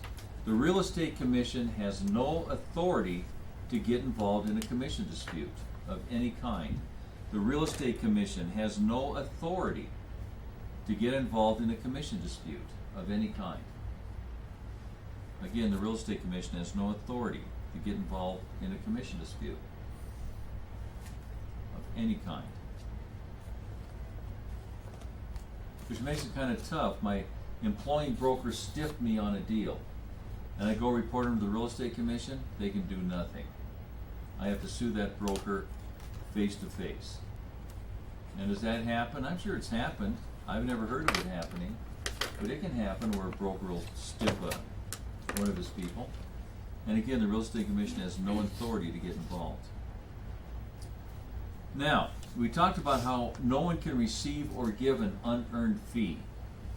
Let's say I'm sitting at the closing and I'm the listing broker and my buyer and seller are sitting there and we've been working together. We're best of friends. We're going to be friends the rest of our lives. We just got along so well. And so at the closing, I put $500 in an envelope. And I reach over and I say, Joe, after you move into your place, take your wife out of town on me. Isn't that a kickback to that seller? Yeah. Let's see if we can do that. Let's read on the bottom down here on page 311, where it says commission position on the broker's payment or rebating a portion of an earned commission. The license law forbids a broker from paying a commission or valuable consideration for performing brokerage functions to any person who is not licensed as a real estate broker. Thus, referral fees or finder's fees paid as the result of performing brokerage activities are prohibited. The question of whether or not a broker may make payments from their earned commission to a buyer or a seller in a particular transaction will arise because usually neither the buyer nor the seller is licensed. However, the license law also permits any person to sell or acquire real property on such person's own account. In a listing contract, the broker is principal party to the contract. Remember in the listing contract, the parties are the seller and the employing broker? And the consideration offered is the brokerage services. The broker may add to this consideration the payment of money to the property owner in order to secure the listing. This is not a violation of the license law. Also, in a particular real estate transaction, the broker may pay a portion of commission to the unlicensed seller. This is merely a reduction in the amount of the earned commission and does not violate the license law. So all I'm doing is discounting my commission if I give him that $500. But it has to be accounted for on the settlement sheet. Every dollar has to be accounted for. And this is totally allowed between the listing broker and the seller. Now, one time we were sitting there talking about this, and one of the people who was on the board of directors for the mortgage brokers for the state of Colorado, he came barging in the room about then. We were talking about this coincidentally, and he said, we've got a real issue that we're discussing at our rules committee. And I think it was the rules committee for the mortgage brokers. And he, on the next page, on top of page 312, it talks about rebating to a purchaser. And it says you can rebate a portion of your commission to the purchaser, but that money has to be used for down payment or closing costs. And what's happening is that it was really undermining a lot of the lender's responsibilities, etc. And also, people weren't reporting that on the closing statements. And what was happening, they said, how would we get around this to make this palatable? And I told them, I said, I've thought about this for quite a while. Why don't you make it very easy and say you cannot rebate a portion of your commission to the purchaser without the lender's permission? And there's no way they're going to give that permission. That'll settle the argument right there. And he said, well, that's a great idea. And it's been a couple of years and nothing's ever come from it, so that's how much pull I have. Anyway, but again, we can rebate our buyer, but that money has to go toward down payment closing costs, and it has to be shown that's what it's going for. And of course, where does it show? On the settlement sheet. Every dollar has to be accounted for. Now, single party listings, CP13, has to do with FSBOs, for sale by owners. For sale by owners. This is where you knock on the people's door and you say, I've got this single party. It could be a guy, a woman, or a couple, and I believe they'd love your house. Would you let me show it to them? If they don't like it, you'll never see me again. But if they do like it, and before I show it to them, I will fill out a listing agreement. It's a single party listing.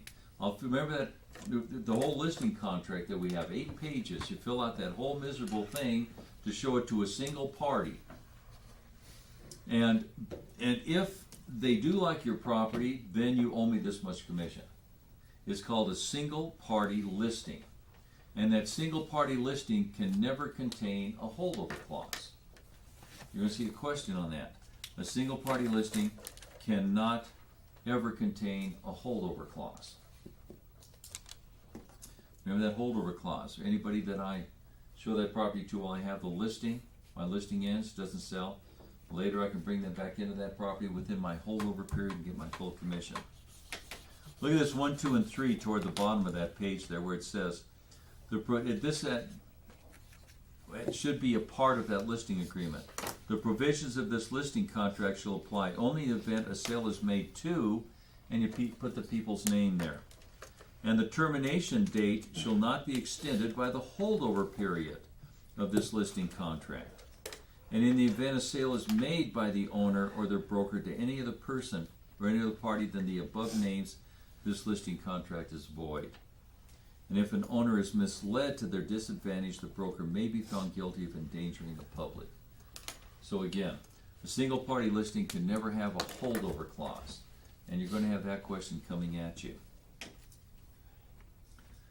Bottom page 312 talks about the commission position on the sale of modular homes. They intermix the term modular homes with manufactured homes, prefab homes, things like that. A manufactured home is a mobile home. A manufactured home is considered a mobile home. A modular is not considered a manufactured home. A modular, all the weight sits on the perimeter frame. You can put them on basements. You can put them on crawl spaces. Same with a prefab home, where we send parts of a home out in sections and you build them. I see a lot of trends in our industry where that's happening because it's so much cheaper to build a home that way. These factories can build a home for so much cheaper than stick-built homes out there. You can work around the clock. You can have 3 8-hour shifts every day. They don't really gain any value though, do they?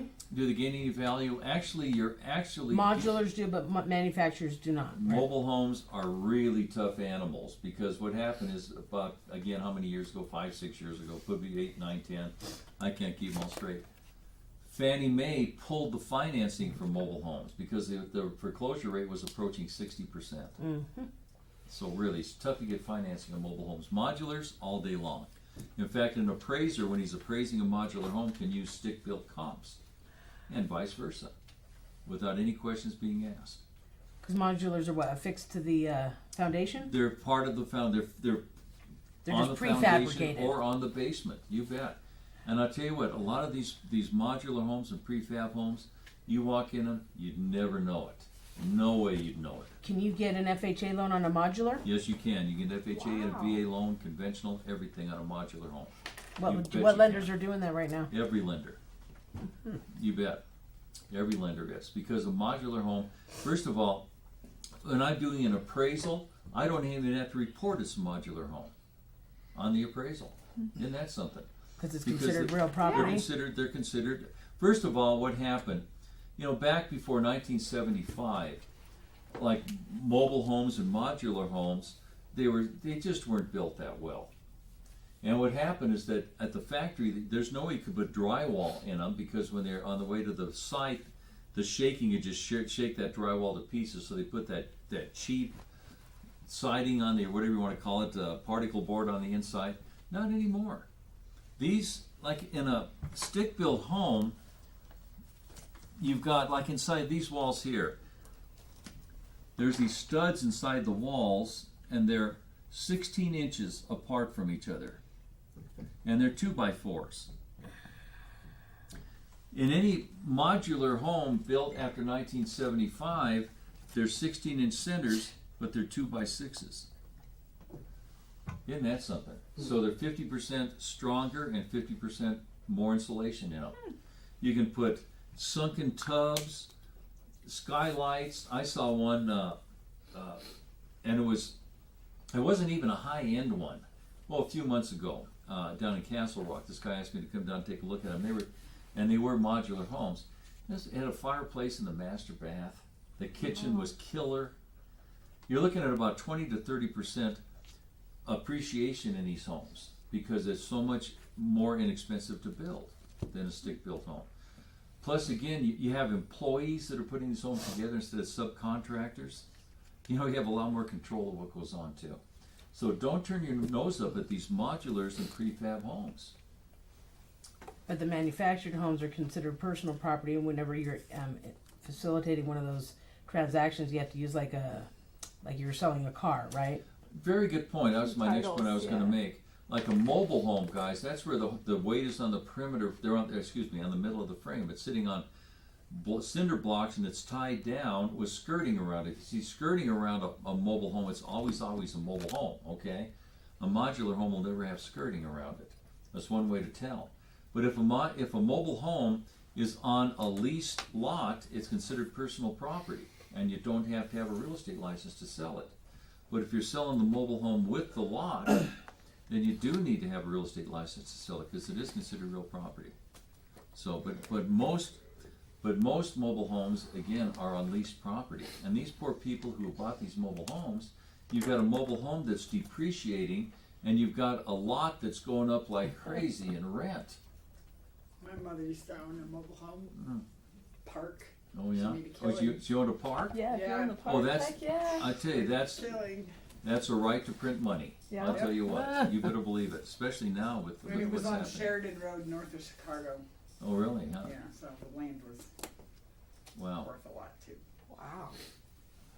Well, good for her. You know, and again, and is this part of the business you want to get into? Possibly. You know, you probably will run into it sooner or later in your career, and run into every now and then someone who that's either mobile home or a modular home or a prefab home. Up in Thornton, there's a subdivision. I want to call it Trendwood. On 92nd and Huron, Nice second in Huron. in Those- between Huron and Pecos off of 92nd. Yeah, those are all prefab homes. They're a big, huge townhome subdivision, and those were all prefab. They were built in the factory and brought down in pieces. And you walk in there, you'd never know that's what it was. So again, the way they're doing it now, especially with the technology and everything, is wonderful. And what we're doing now, we're seeing a lot of construction this way. I stopped at a light one time. This is about I don't know, a while back, a year or two ago. And I think it was 29th and Zuni or one of those streets. I'm stopping at this light, and I look over, and here's this 5-story commercial building going in. And all it had was just the iron rods, you know, the iron on it.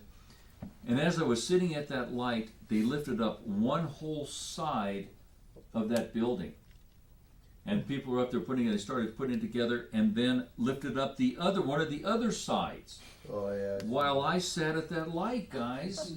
I wasn't there for 2 minutes maybe, and both of those sides went up. And I said, did I really see what I just saw? I mean, this is the exterior, this is the windows, everything. And a few days later I said, I gotta go by there and see what that looks like. And I did. It looked great. Just looked great. Man, how much are you saving in construction costs by doing that in a factory and just shipping it out like that? Pretty incredible. So again, we're going to see a trend of that happening in our industry, no doubt, and don't back away from it. You know, embrace it. And talk to your lenders that you're using, and make sure that you're presenting it correctly to your purchasers, and that the appraisers are understanding what they're looking for also. Let's go over to page 3-13. Commission position on sale of items other than real estate. Middle of the page here. Let's look at this. Inquiries have been made to the Commission as to the proper handling of sales made by licensees of items or services other than real estate. The following is the position of the Commission. If the item, appliance, repair, remodeling, or installation is performed in conjunction with a management contract or lease for a particular party, or pursuant to an oral or written contingency in a specific executed contract of sale of the property, the employed licensee must process any fees or commission received from the vendor or contractor through the employing broker. Also, disclosure must be made by the licensee to both the buyer and the seller of the property that the licensee is compensated by the vendor or contractor. We've talked about this many times. Very well explained right there. If we receive any outside fees, we have to have the permission of both parties to receive it. A roof spiff or whatever, or painting or whatever. We have to have permission of the parties, and we have to run it through our employing broker. We can only receive money through our employing broker. The only exception to that is if I leave another company and they owe me money and I go to another broker. And look at this next part, down toward the bottom there, commission position on access of properties offered for sale. There's a crazy question on the state exam, and I don't like it at all. And it's been on there for the last 5-6 years, so you guys will see it. And I've got it in our finals too, similar one. And what happens, it says that this broker took a listing on this property, and this guy said, I've been working on it, it's got some noxious odors in it. Can you hold up a couple weeks before putting it on the market? And the broker says, sure. But he goes ahead and gets a contract all signed, puts a lockbox on the house, or not, let's say, I think it says he did put a lockbox on the house. And a broker wanted to show it. He found out it was available, and he called up the office, and the office said, no, not for 2 weeks, because it's got some noxious odors in it, whatever. And this other broker broke into the house. What? The question is, the listing broker, and the answer they want was, did not do enough to protect that property. And yet we have this idiot who broke into it, breaking and entering and trespassing, yet the listing broker is the one they're saying made the big mistake by not protecting that property enough. The reason I don't like that question is because they're overemphasizing their position. We're responsible for who goes in these houses. That's understood. Okay, but so they're making this wild story that would probably never happen, just to overemphasize the point that, again, we're responsible for who goes in these homes when we have the listing. So when you see that question, you'll know exactly what I mean, and it's a long sucker too. So it's coming at you, you're going to see it. Let's go to page 314 and look at the CP18, about the third paragraph there on page 314. It says, commission position on payment of wholly owned employees corporation. Now, we talked about doing your businesses as a corporation. Do you want to form a corporation and go underneath your employing broker as a corporation? You can, if he'll let you do it, and there's nothing wrong with doing that. Actually, you're giving yourself a double corporate umbrella over your actions doing that. And a lot of teams, you're going to go to work for a company, and there might be 2 or 3 other people that you really hit it off with, and you want to form a team. And maybe you'll be, a company will try to get you to come to work for them as a team, and you have yourself as a corporation within that team. And that's totally fine to do it that way. So that's what they're saying here. And an employing broker would not be out of line by hiring you as a team, as a corporation. How about this next part? Commission position on short-term occupancy agreements. What if I'm a hotel clerk? I'm leasing property, aren't I? But I don't need a real estate license to be a hotel clerk. Short-term occupancy agreements.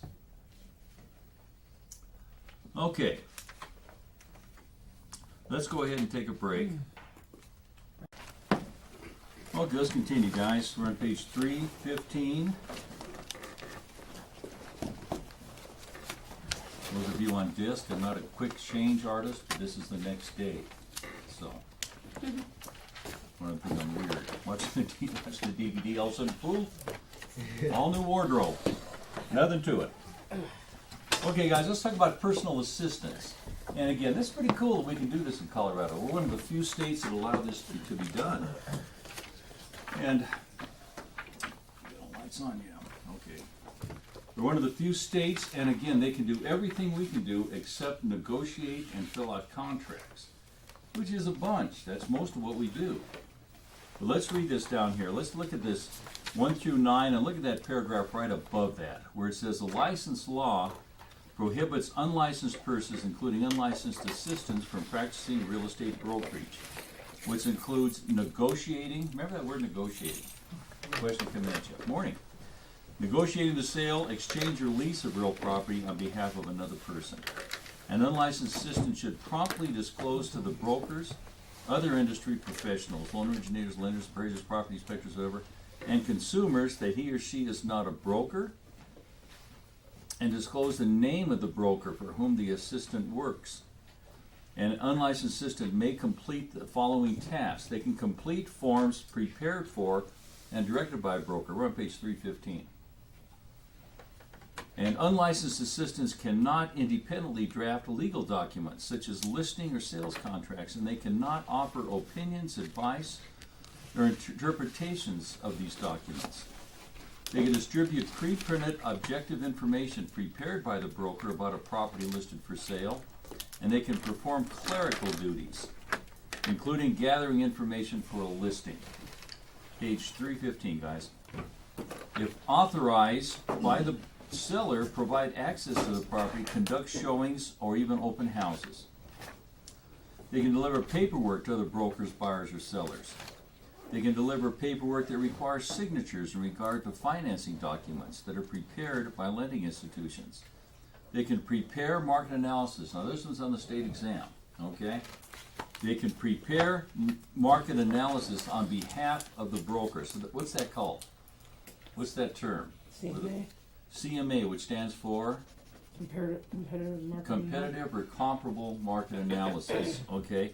So they can prepare one of those if the analysis are approved and submitted by the broker to the client with the disclosure that the market analysis were prepared by the unlicensed assistant. The broker must ensure that market analysis comply with Commission Rule E42, which we looked at yesterday. And collect and receipt for earnest money deposits, security deposits, or rents. And they can schedule property repairs on behalf of the broker if there's an existing agreement that authorizes the broker to make repairs on the property. And the broker should inquire as to whether any of the unlicensed assistant's activities are covered by the broker's errors and omissions insurance policy. Now this is important. Is anybody here working as an unlicensed assistant? What's that? I might be. You might be? You might be. I definitely am. I'm sure. You are, Kim? Are you? Okay. And so, I mean, does this follow what you're doing? Yeah. Like right now, I know you're working with Dawn, you said. Yeah. And furthermore, licensed assistants may need their own separate errors and omissions insurance policy to cover the acts they perform on behalf of the broker. So again, you get a rider on your insurance to make sure you're covered. You know, if you have errors and omissions, you probably don't know. I don't have it yet. I bet it never entered your mind. Well, I was just planning to get it when I get my license. And you will. Yeah, and you're a couple weeks away from that happening, so I wouldn't sweat it. That was the But plan, yeah. but those I'm of just you- not making any mistakes until then, that's the plan. don't make any mistakes, you have to, huh? I don't. Okay. But again, guys, it's really important. Those of you who are taking this course for the 24-hour broker admin, make sure that when you're an employing broker, or even in your circumstances right now, that you do have your unlicensed assistants covered. And the broker should inquire. Oh, we got that. Okay, let's go over to page 16 and the office policy manuals.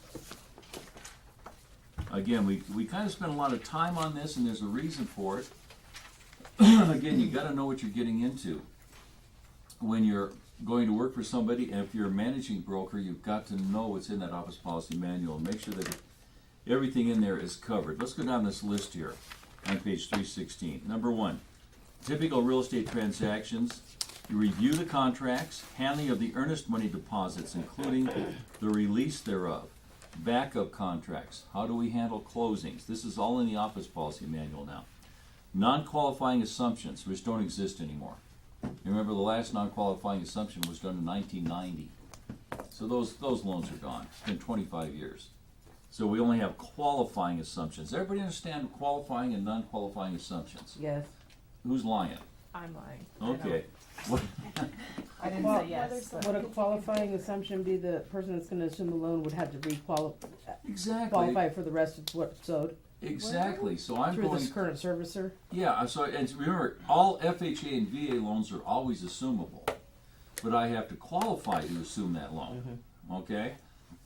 And there hasn't been any done since 1990. Because why would I want to qualify to assume your 7% FHA when I can get a 4% today? We're going to start seeing assumptions happening again as the interest rates go up. As the interest rates go up. A lot of talk about the interest rates going up between now and the end of the year. I doubt it. I doubt it. So when they re-qualify, they're not gonna get that same interest rate, and they're not gonna get that same payment. It's gonna be like a whole new closing, like a whole new loan. What we're talking about, if I assume your loan, Okay. your Taking it as is? 30-year FHA loan, then I just take over and I make the difference between what you owe and what the property's worth. You might have $15,000 worth of equity. So I have to pay $15,000 to assume your FHA loan. Oh, they'll make you do that? Oh, sure, I have to make up the difference between what you owe and what the property's worth.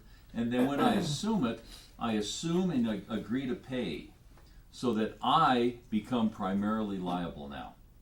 And you, the person who owned the home, are still secondarily liable, but nowhere near like it used to be in the 80s when you assumed a home, and when someone else assumed your home, you as the seller remained primarily liable.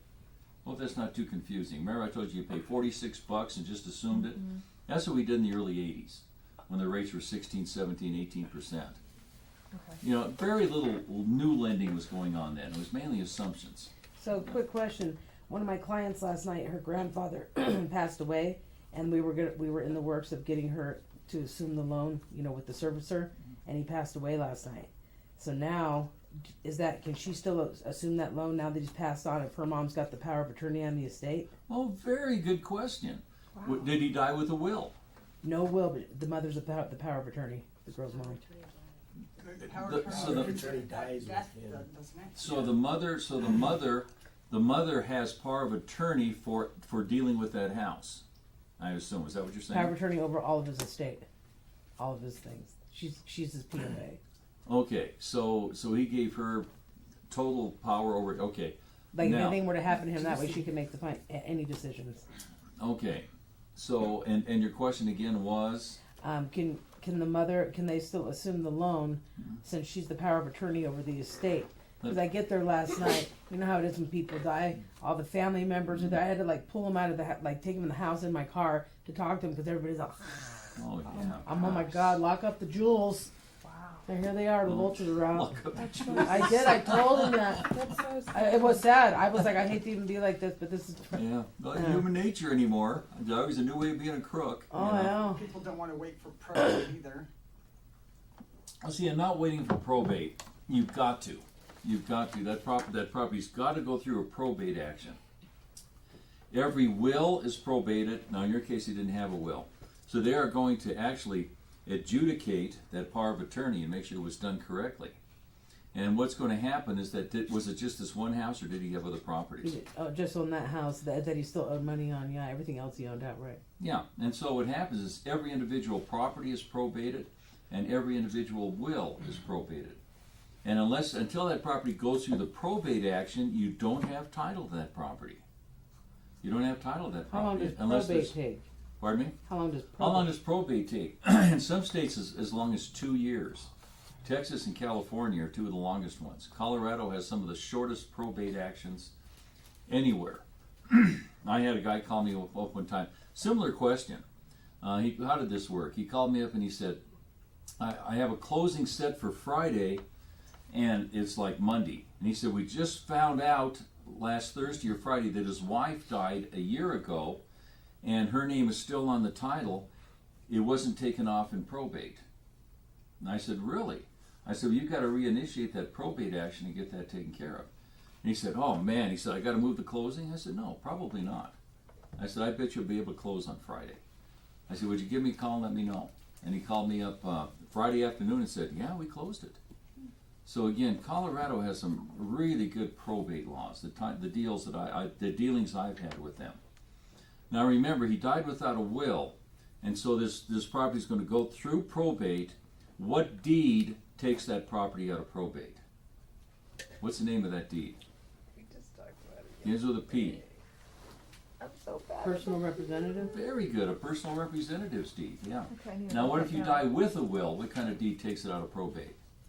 Executor? An executor's deed, because you name an executor in your will to carry out your provisions. Now both of those are fancy names for quitclaim deeds. Okay. That's all that is. And we're going to talk about deeds in What great was the one detail you here in said? just a little bit. Personal So, representatives? personal representatives, that's if you die, again, without a will. What brings that property out of probate? A personal representative's deed. If you die with a will, it's an executor's deed. So Those are the just will's legal going to be terms. the deciding factor then? The will be the deciding factor, yes. Yes, if they can prove that the will is legitimate. I And say if the- every will is probated too. Okay, so if he doesn't have a will, it's going to go to probate automatically? If everything will go to probate, even a will go to probate. Everything goes to probate. The only thing that does go to probate is what? How do we take title in Colorado? What are the 3 ways? How do we take individual ownership as in Special warrant. with an S? Oh, Severalty. Severalty. joint. Severalty, joint tenancy, and tenancy in common. And everything is probated except joint tenancy. This joint tenancy, you have automatic right of survivorship. If there's Right. 4 people who own it, one of them dies before they hit the floor. Those other 3 people own his share. It cannot be willed and it cannot be probated. Other than that, everything is probated. Okay, so I might have wrote my thing wrong.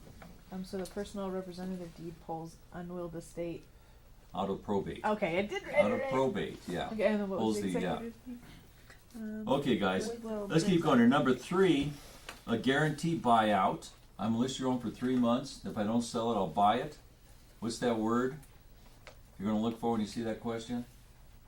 Inducement. That's an inducement to get you to list with me. Where is this now? Commission? Number 3. What's that? Oh, sorry. Number 3, they're just talking about guarantee buyouts. Okay. Then investor purchases. How do we handle investor purchases? Identifying brokerage relationships offered to the public. Procedures for designation of brokers who are to work with a seller, landlord, buyer, or tenant individually or in teams. Remember, we talked about teams some yesterday.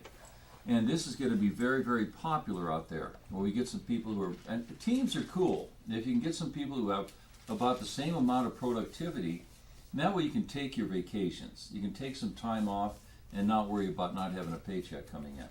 So teams are something you definitely want to strive for. Usually, it all depends who you are and what your situation is. And number 7, identify and provide adequate means and procedures for the maintenance and protection of confidential information. Licensees purchase and sale of the properties. If I buy my own house, how do you handle that? This the guy you're going to go to work for. Am I still going to have to pay you a commission, your share of the deal, if I buy my own house or sell my own house? Ask him that. Monitoring of license renewals and transfers. Delegation of authority. Property management. Property listing procedures, including release of listings. And training, dissemination of information, staff meetings, things like this. Use of personal assistance. And fair housing and affirmative action marketing. And again, brokers are encouraged to add other policies as appropriate to their practice. When we get to the trust account part, we're going to add quite a bit to this list. But even adding quite a bit to this list, as I mentioned to you, my office policy manual is about 7-8 pages, double spaced. There isn't a whole lot to it. You don't need a lot to it, as long as you're just talking in English. You get in some of these office policy manuals, they have all this legal jargon in it that just confuses everybody, including attorneys, by the way. And how about commission position statement on handling of confidential information in real estate brokerage? Look at on the next page, 317, and look at those highlights there on the 3rd paragraph. This should be in the office policy manual, how sales meetings or marketing sessions are handled. Shared fax or copy machines, shared computer networks, printers and file directories, in-office mailboxes, handwritten telephone messages, phone conversations or meetings with clients, relocation, divorce, pending foreclosures, and other sensitive documents. Relocations, guys, another big part of our business now. It hasn't been. We haven't had this for the last 7 years. Now we do. There's 15,000 people a month moving to Colorado. 10,000 of those are moving to the Denver metro area. And these other companies from all over the nation are transferring people here. And doing relocation could be very lucrative. It could be a real niche market for you. Finding which companies are moving people here. And relocation, divorce, pending foreclosures, and other sensitive documents, conversations with affiliated business providers, and production boards, social functions, things like this. And social functions are huge, guys. Networking out there. Well, a big part of your business, real estate business, is going to parties. Tough job, isn't it? You know, really, one of my favorite ones that I belong to is the Hispanic Chamber of Commerce. And virtually every month, the last Thursday of the month, they have a meeting somewhere in town, usually at a bar somewhere. And somebody caters it. You get a lot of free food and usually a couple drinks, whatever. And it's a great way to network. 2 to 250 people are there. And less than half of their membership is Hispanic. So it's not like, well, I'm not Hispanic, I shouldn't join them. Oh, no, you want to. All these Better Business Bureau, call them up and ask them who are the most active networks out there. Better Business Bureau knows. Just local boards, the city boards and whatever. Getting involved with those. I was a member of the Native American Chamber of Commerce for a while. There's all these different networking opportunities that you have out there, guys, and it's real important that you take advantage of them.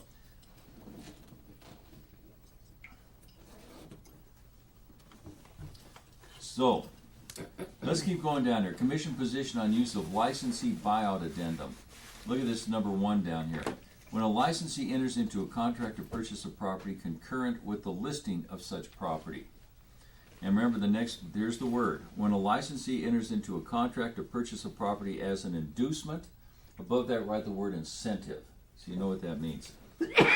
Or to facilitate the property owner's purchase of another property, the purchase or sale of which will generate a commission or fee to the licensee. That's an option listing.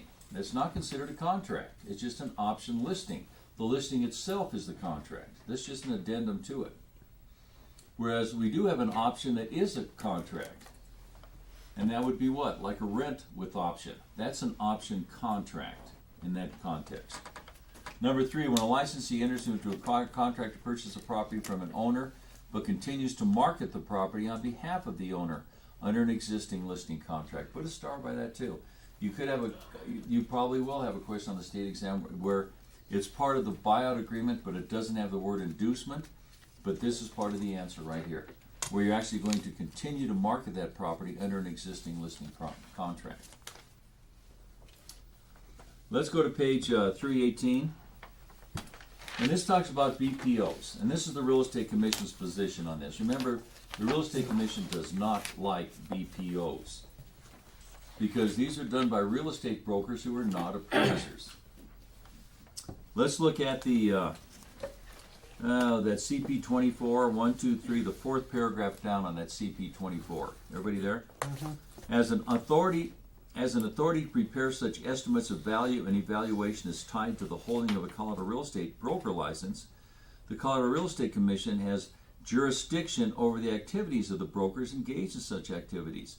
The Commission will consider the conduct of licensees who prepare estimates of value and evaluations in light of the statute, which speak to unworthiness, incompetence, and dishonest dealings. It is the position of the Commission that the mere holding of a broker's license does not in itself assure the competency necessary to prepare more complex estimates of value or evaluations. Licensees preparing estimates of value and evaluations have a responsibility to possess training and experience commensurate with the complexity of the assignment undertaken. Investigations undertaken by the Commission relating to unworthiness, incompetency, and dishonest dealings will take into account the following. Number 1 here, the brokers preparing estimates of value and evaluations. Those of you who had appraisal, remember that's a mistake. Appraisers don't evaluate. Inspectors evaluate. Appraisers valuate. So that's a mistake there. You might write valuate over that instead of evaluate. Valuate must act independently at all times, and the estimate or evaluation must be unbiased. The broker preparing an estimate or evaluation, there it is again, wrong word, must not represent themselves as an appraiser or represent the work product as being an appraisal. The broker preparing an estimate or evaluation must at all times comply with the statutory requirements of the state statute, Colorado Revised Statutes, for a written notice that they are not an appraiser. The wording and use of the written notice are specified in Chapter 15, and there's the notice. The preparer of this appraisal is not registered, licensed, or certified as a real estate appraiser by the state of Colorado. And we have to have that statement when the BPO is for a purpose other than marketing. We have to assume then it's for financing. And remember, we found out yesterday when we were talking about it that the Real Estate Commission now will not allow BPOs for purposes of financing, only for purposes of marketing. Hope that's not too confusing. Last paragraph. The broker must not prepare an estimate of value or evaluation of real property which requires a level of competency beyond the level of training and experience possessed by the licensee. It takes years to become a competent appraiser. It's the most difficult part of the real estate industry. It is the most difficult of all economic theory, is appraising. And you guys are out there doing appraisals, be very, very careful if you're doing any BPOs. They're not a huge part of our industry like they were in 2008, 9, 10. Remember, for 5 straight years, since 2001, Colorado, 5 straight years, hasn't had the #1 foreclosure rate in the nation. And BPOs, there were hundreds of them done every day. But not now. Not now. You just don't see them very much. But you'll be approached. And like I say, everything is cyclical. That will happen again, where the foreclosure market will come back. Just be really careful out there, guys, doing these BPOs. Can I rewind a Yeah. second? That disclaimer needs to be included for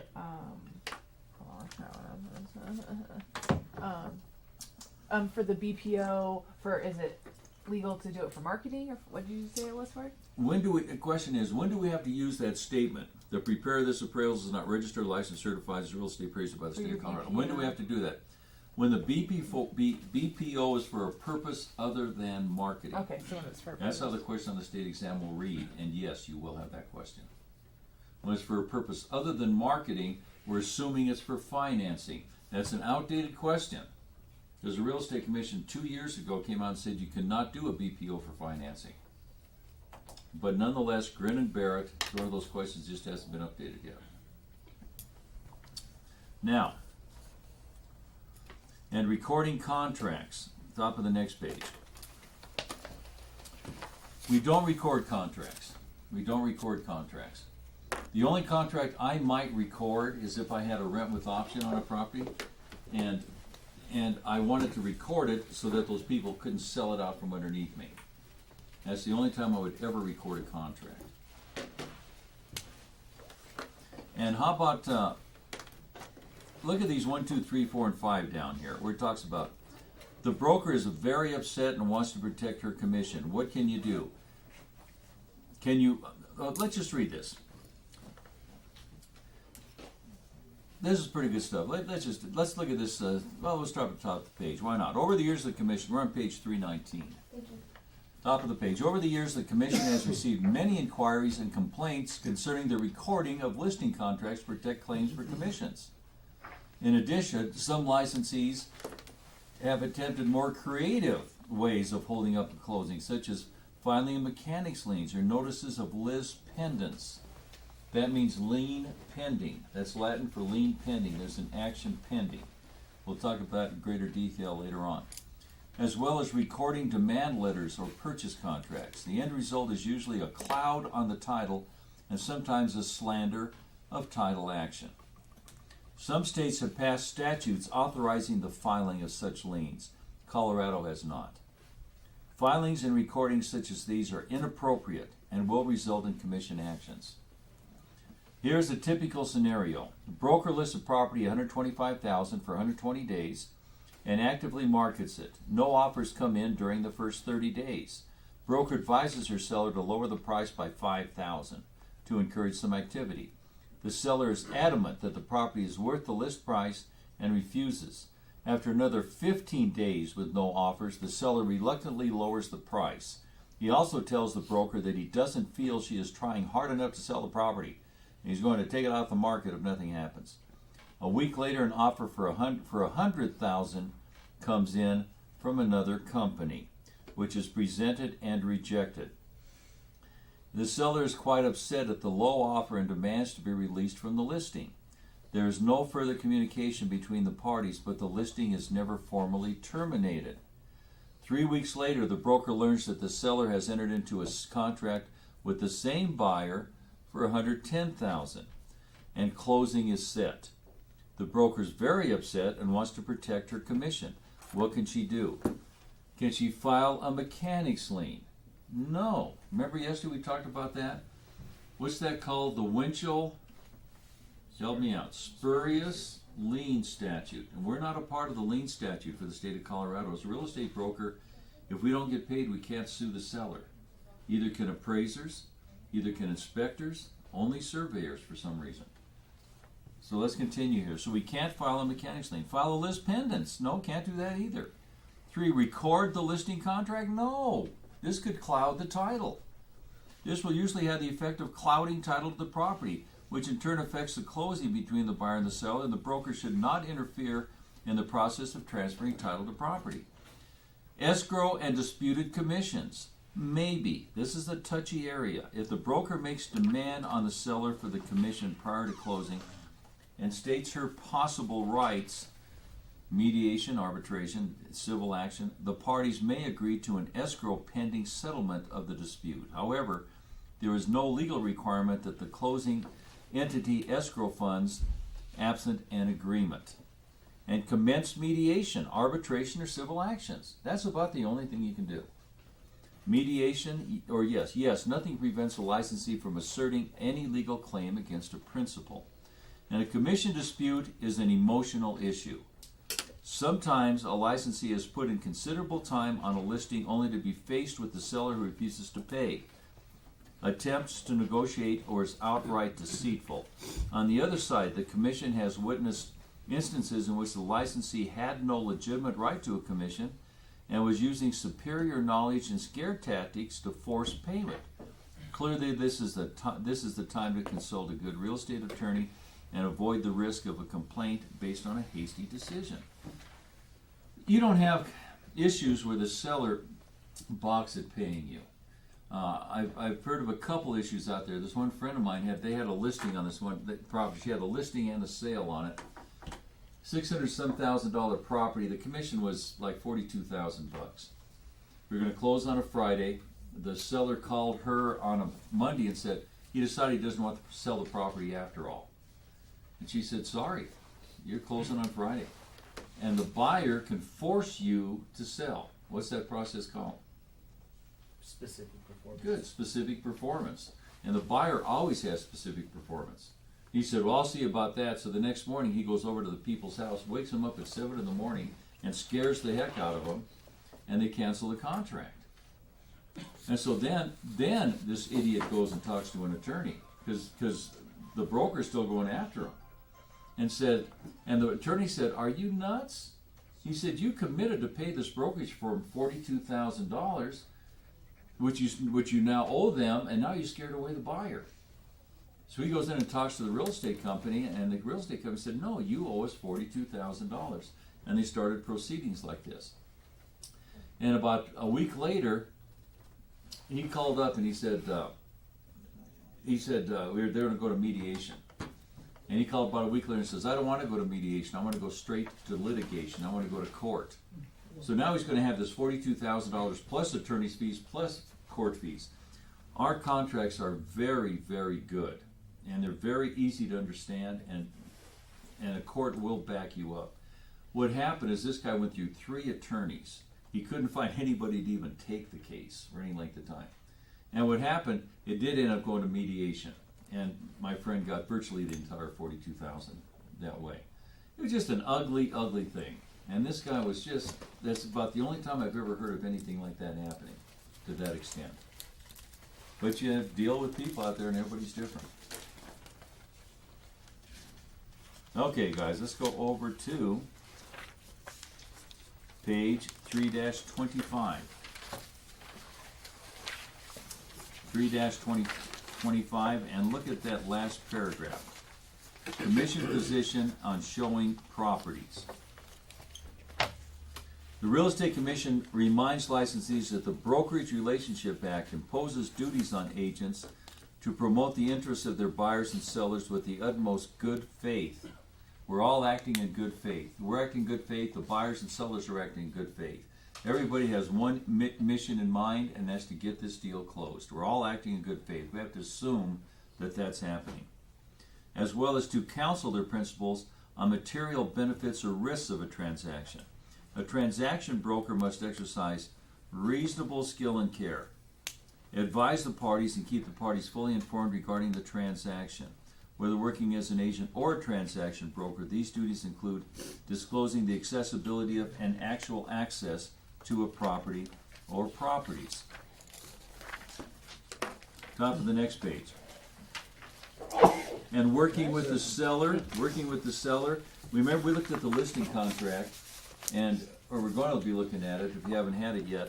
And what happens with the listing contract, of course, it spells out exactly what the responsibilities are of the seller to us. Does the seller have responsibility to us? You better believe we do.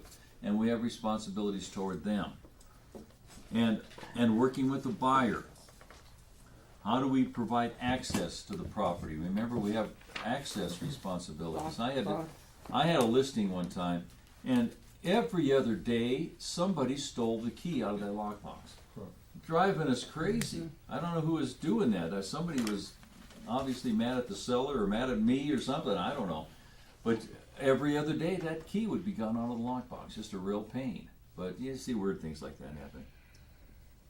Now, Megan's Law, Megan's List. Let's talk about this. And of course, this has to be with pedophiles. And the way the law reads, it says that if you've been in prison for being a child molester, you will end up on Megan's List. Now they've got it diluted where you can get on there for anything. I mean, many other things besides being in jail for being a pedophile. Like even it could be accused of indecent exposure because you took a leak in an alley or something. There was that one naked bike race that Boulder used to have, you Boulder people. And they said if anybody takes part in that Boulder bike race, they're going to go on Megan's List. What's that got to do with being a pedophile? You know, just crazy. Anyway, just make sure that, how do we handle this with our clients? First of all, these people on Megan's List, once you're on Megan's List, you're on it forever. And they're everywhere. They're in the worst parts of town, the best parts of town. And if somebody were to ask, is anybody on Megan's List around here? Say, yeah, there are. But don't say, yeah, and one of them lives in that house over there. And they might think, well, he's a child molester. And he might be the farthest thing from a child molester you ever met. So don't point those out. What we do is we punt. We throw it back on them. We throw them to some websites. And write these websites down. This will help you kind of remember where it is in the book here or on your separate notes. FamilyWatchdog.us.com. FamilyWatchdog.us.com is one of them. Again, FamilyWatchdog.us.com. Another good one is CBI, Colorado Bureau of Investigation. CBI.gov.sexoffender.gov. CBI.gov.sexoffender.gov. CBI.gov.sexoffender.gov.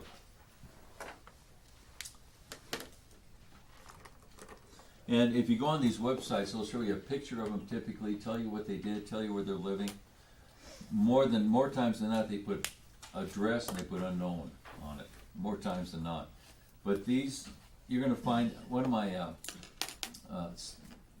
secretaries one time pulled up her zip code in central Denver. And in her zip code, there was something like 1,200 just on Megan's List. So again, we punt. We let them do the work. If you're in the city, send them to the police department. If you're in the county, unincorporated, send them to the sheriff's office. Those are other two ways you can handle this. But don't you go out on a limb and start telling people about who's living in there, who's actually on Megan's List. And we'll talk about Megan's List again in the general portion also. Let's look at the bottom of page 327. It's because commission position on acting as a transaction broker or agent in particular types of transactions. Last paragraph there. The public may enter into either a transaction broker relationship or an agency relationship with the broker. Fundamental among the differences between agency and transaction brokerage is that an agent is an advocate. That's a helper. An agent is the advocate with fiduciary. That means trust. Whenever you see those words, an advocate and fiduciary, you're always talking about agency, especially fiduciary. You'll see advocate used for transaction broker, but it's kind of a mistake when they do refer it that way. While a transaction broker should remain neutral, not advocate. However, in some situations, the relationship of a broker with a particular party or property may make a particular relationship inappropriate or problematic. You've got to know how to work as an agent, how to work as a transaction broker. Let's look at the top of the next page. Before acting as a transaction broker in transactions where neutrality is difficult, the broker should consider whether the transaction broker arrangement is suitable. Consult with the broker's supervising broker and then make the necessary disclosures. Some examples of these situations include selling or purchasing for one's own action, whether the property is solely or partially owned or to be acquired by the broker, and preparing proper disclosures. Remember, we have to state that we're a licensed broker for the state of Colorado. Selling or purchasing for the account of a spouse or family member. You have to work as an agent. How can you say you're not representing your brother or sister, your mom or your dad? Selling or purchasing for an account of a close personal friend or business associate or other person where it would be difficult for the broker to remain neutral. Or selling or purchasing for the account of a repeat or regular client party where it would be difficult for the broker to remain neutral, like undertaking as a transaction broker the listing of multiple units, lots of properties, such as listing a real estate development or condominium complex for a single developer, listing multiple residential or commercial properties for the same seller that will be sold to different buyers, or listing for lease a multiple unit residential or commercial property that will be leased to different tenants. That gets kind of confusing, that last part there. But let's say that I list two of your properties. You list two houses with me. One of them I take as your agent. The other one I take as your transaction broker. It says I should take both of those as your agent, since I'm doing multiple properties. But let's say I decide to do one as your transaction broker, one as your agent. Are you going to see anything different in the way I handle those properties? Mm-hmm. You're not going to. You're not going to. One of the questions on the test yesterday, so you have to notify someone when you're their agent, not a transactional broker? You always have to notify, like when you're talking to a for sale by owner, you always have to tell the people how you're working with people. I have someone who I'm working with an agent for who would love to see your property. Is it just for sale by owner, or? Or whenever you're, yeah, well, whenever you're working with your buyers, or your buyers, your buyer's agent or buyer's transaction broker, when do you tell somebody how you're working with them? You don't call up and say, I want to show your property on 2555 Yates Street or whatever, and by the way, I'm working as an agent for these people. They That's what I was don't wondering care. what it said at first contact. At first contact, yeah, at first contact, when you're talking primarily for sale by owners. Oh, okay. Yeah, you don't tell that to the when you call up and get a listing on the property. Not, you're going to go show a property. You don't tell them how you're working with your client. They don't care. We usually use a showing company. Centralized Showing is kind of the main player here in Denver, and you guys would just call them up and they set up all your showings for you, everything. So let's look on top of page 329. And it talks about, on very top there, the good faith laws again. The good funds. Good funds are what? Money we get our hands on today, immediately available as a matter of right. Now down here it talks on this page a little bit about what if you have to get your fingerprints taken twice, because some people just don't have fingerprints. Some people have fingerprints so light that it doesn't work, and they take it twice and nothing happens. They'll just run your name through. I had a student here years ago, and the most memorable student I've ever had. This lady was born in East Europe back in the early 50s. And back then they had a birth control drug called thalidomide. And when mothers would take this birth control pill, babies would come up terribly, terribly deformed. Oh. It never really made it to the United States. It was caught in Europe before it did. But this lady came in, she didn't have any arms. She only had 2 fingers sticking out of each shoulder. And she would sit here in class, she'd take her notes with her toes, better penmanship than any of us have. Wow. Amazing. And not only that, but she had a master's degree. Her husband, her fiance was actually in class with her. She had a son who was 23 years old. And if you ever treated her like she was disabled, she'd look at you like, what's your problem? And she said the thing she liked to do most of all was ride a motorcycle. Probably not drive one, but somehow seat her on there. Somehow she doesn't fall off anyway. But what an amazing lady. And it was just one of those, I'm sure everybody who was in class while she was here will never forget her either. You know, and when she was in class, we were the students. It was amazing. I'd love to have her come in sometime and see her again. But again, the point is that there's no way, of course, you could take fingerprints from that situation. So, again, there's just sometimes you can't get fingerprints done. And look at the middle of that page where it says closing instructions. And this is something that's done typically by the listing broker. And the closing instructions, after that, use the word engage the closing entity or closing agent. That's a question you're going to see again. Closing instructions. What we used to do before we had closing instructions is we just throw the contract at the title company and say, see you in 30 days. Now we don't. We have these closing instructions that outline what our responsibilities are to that title company and vice versa. It makes everything flow so much better.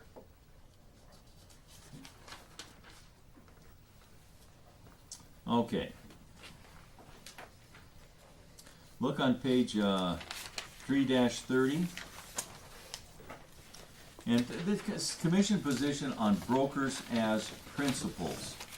If I'm selling my own house, does the commission have any business getting involved with anything I do? You better believe they do. We're held to a higher standard, and we can take advantage of people because we know more than the average people out there do. It also says commission position on minimum service requirements. You'll see these people out there, and they'll say, pay me $1,000, I'll just throw your home in the MLS. All these minimum service people out there and whenever you have a seller's market like this, they come out of the woodwork.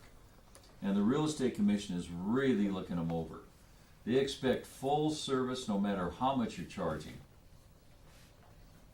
And most of these people who just think there's just appear whenever we have a seller's market like this, most of them are very short-lived. But again, it's called limited service arrangement. There isn't any limited service arrangement. You take a listing, you're expected to do everything that you would have done no matter what type of commission you were getting. Look on page 3-33. And very bottom of the page now it says CP 38. And this again, they keep hitting this affiliated business arrangement. And this, as an employing broker, you could set up an affiliated business arrangement or controlled business arrangement. Either way, they mean the same thing.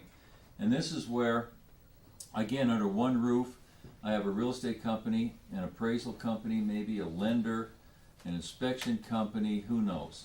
And I just have everything under one roof. And the reason you don't see it around as much as you used to is because what was happening is that why should I run my people through my company if I don't get any referral fee for it? And you can't pay a referral fee. But they give discounted fees and whatever. And that gets kind of convoluted too.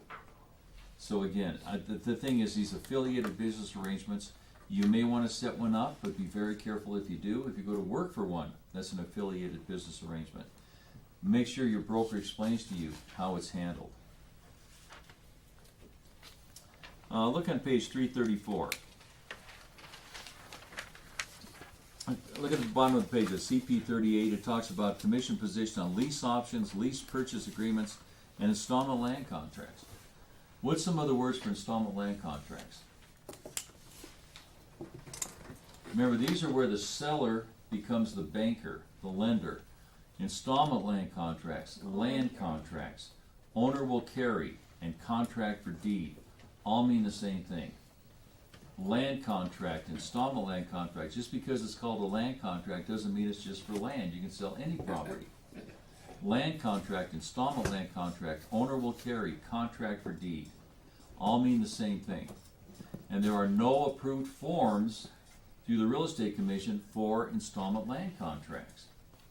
So if you ever do an installment land contract, which you probably will sooner or later, make sure you get an attorney involved in it.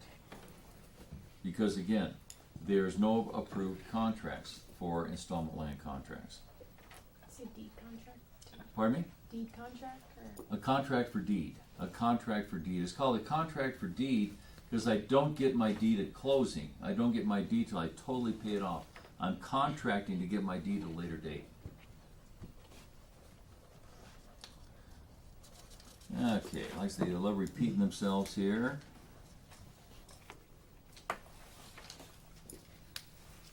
Look on page 3-36. Now look at the CP 41. And look at that second paragraph under there, like the third paragraph on that page 336. Let's read this. Prior to performing any acts that require a real estate broker's license, a broker should determine whether he or she possesses the knowledge, experience, and or training necessary to perform the terms of the transaction and maintain compliance with the applicable federal, state, and local laws, rules, regulations, and ordinances.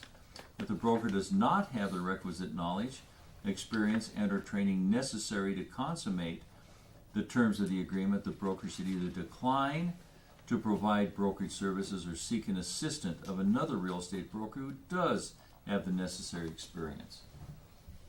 I'm not usually working in commercial properties, you might say. When you get a good commercial deal coming your way, call up a commercial broker and work with them to learn how to do commercial deals, or shoot the deal to them and get a referral fee. Don't walk away from it. I had a good buddy of mine. He'd been in the business for about 25 years, and well, maybe 20 years at that point. But he'd always done houses, just residential, and he said he walked into this bar one time as a residential broker and walked out as a commercial broker. Because while he was in there, some guy listed his commercial property with him. And from then on, virtually everything he did was commercial. He just kind of went in that direction. So again, there are specialties in this industry. And if you get something that's outside of your specialty, look for someone, and if you're in a larger company, they're easy to find. There should be somebody in that company who you can work with, and again, get a referral fee for giving that deal or letting them be a part of the deal.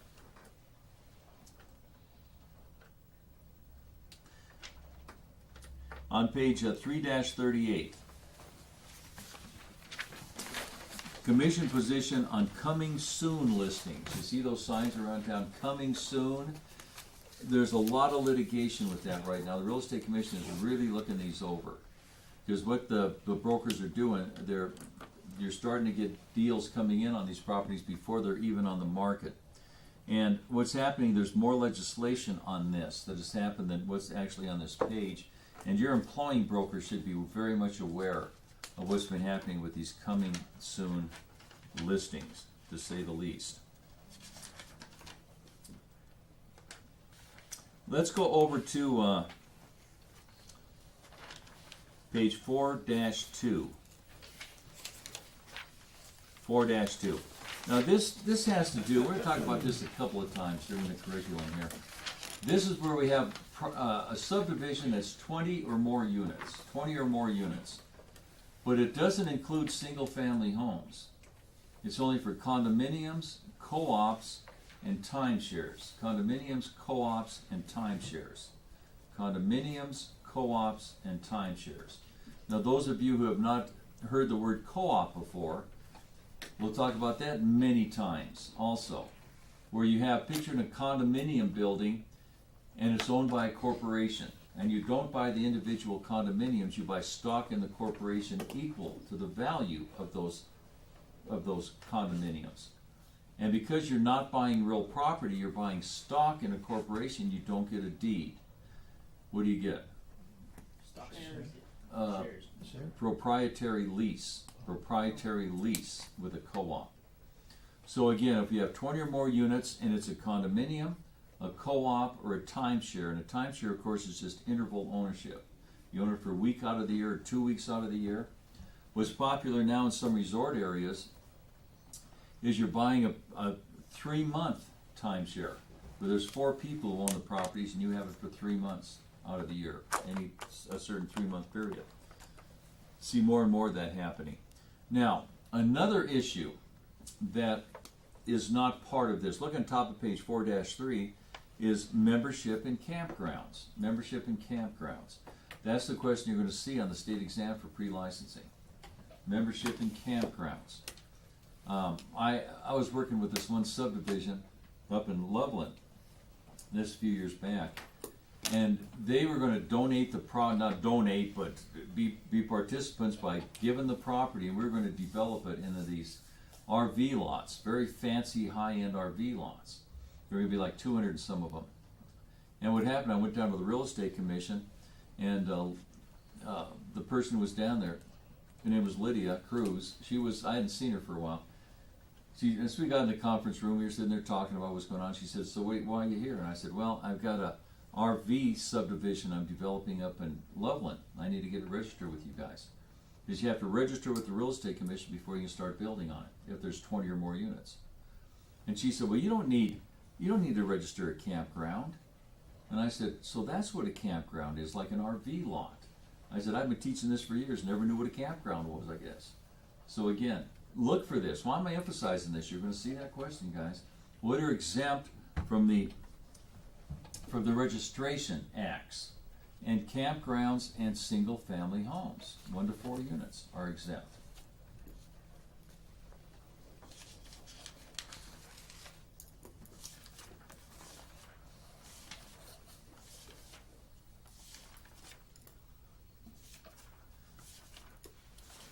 Let's go over to page 4-20.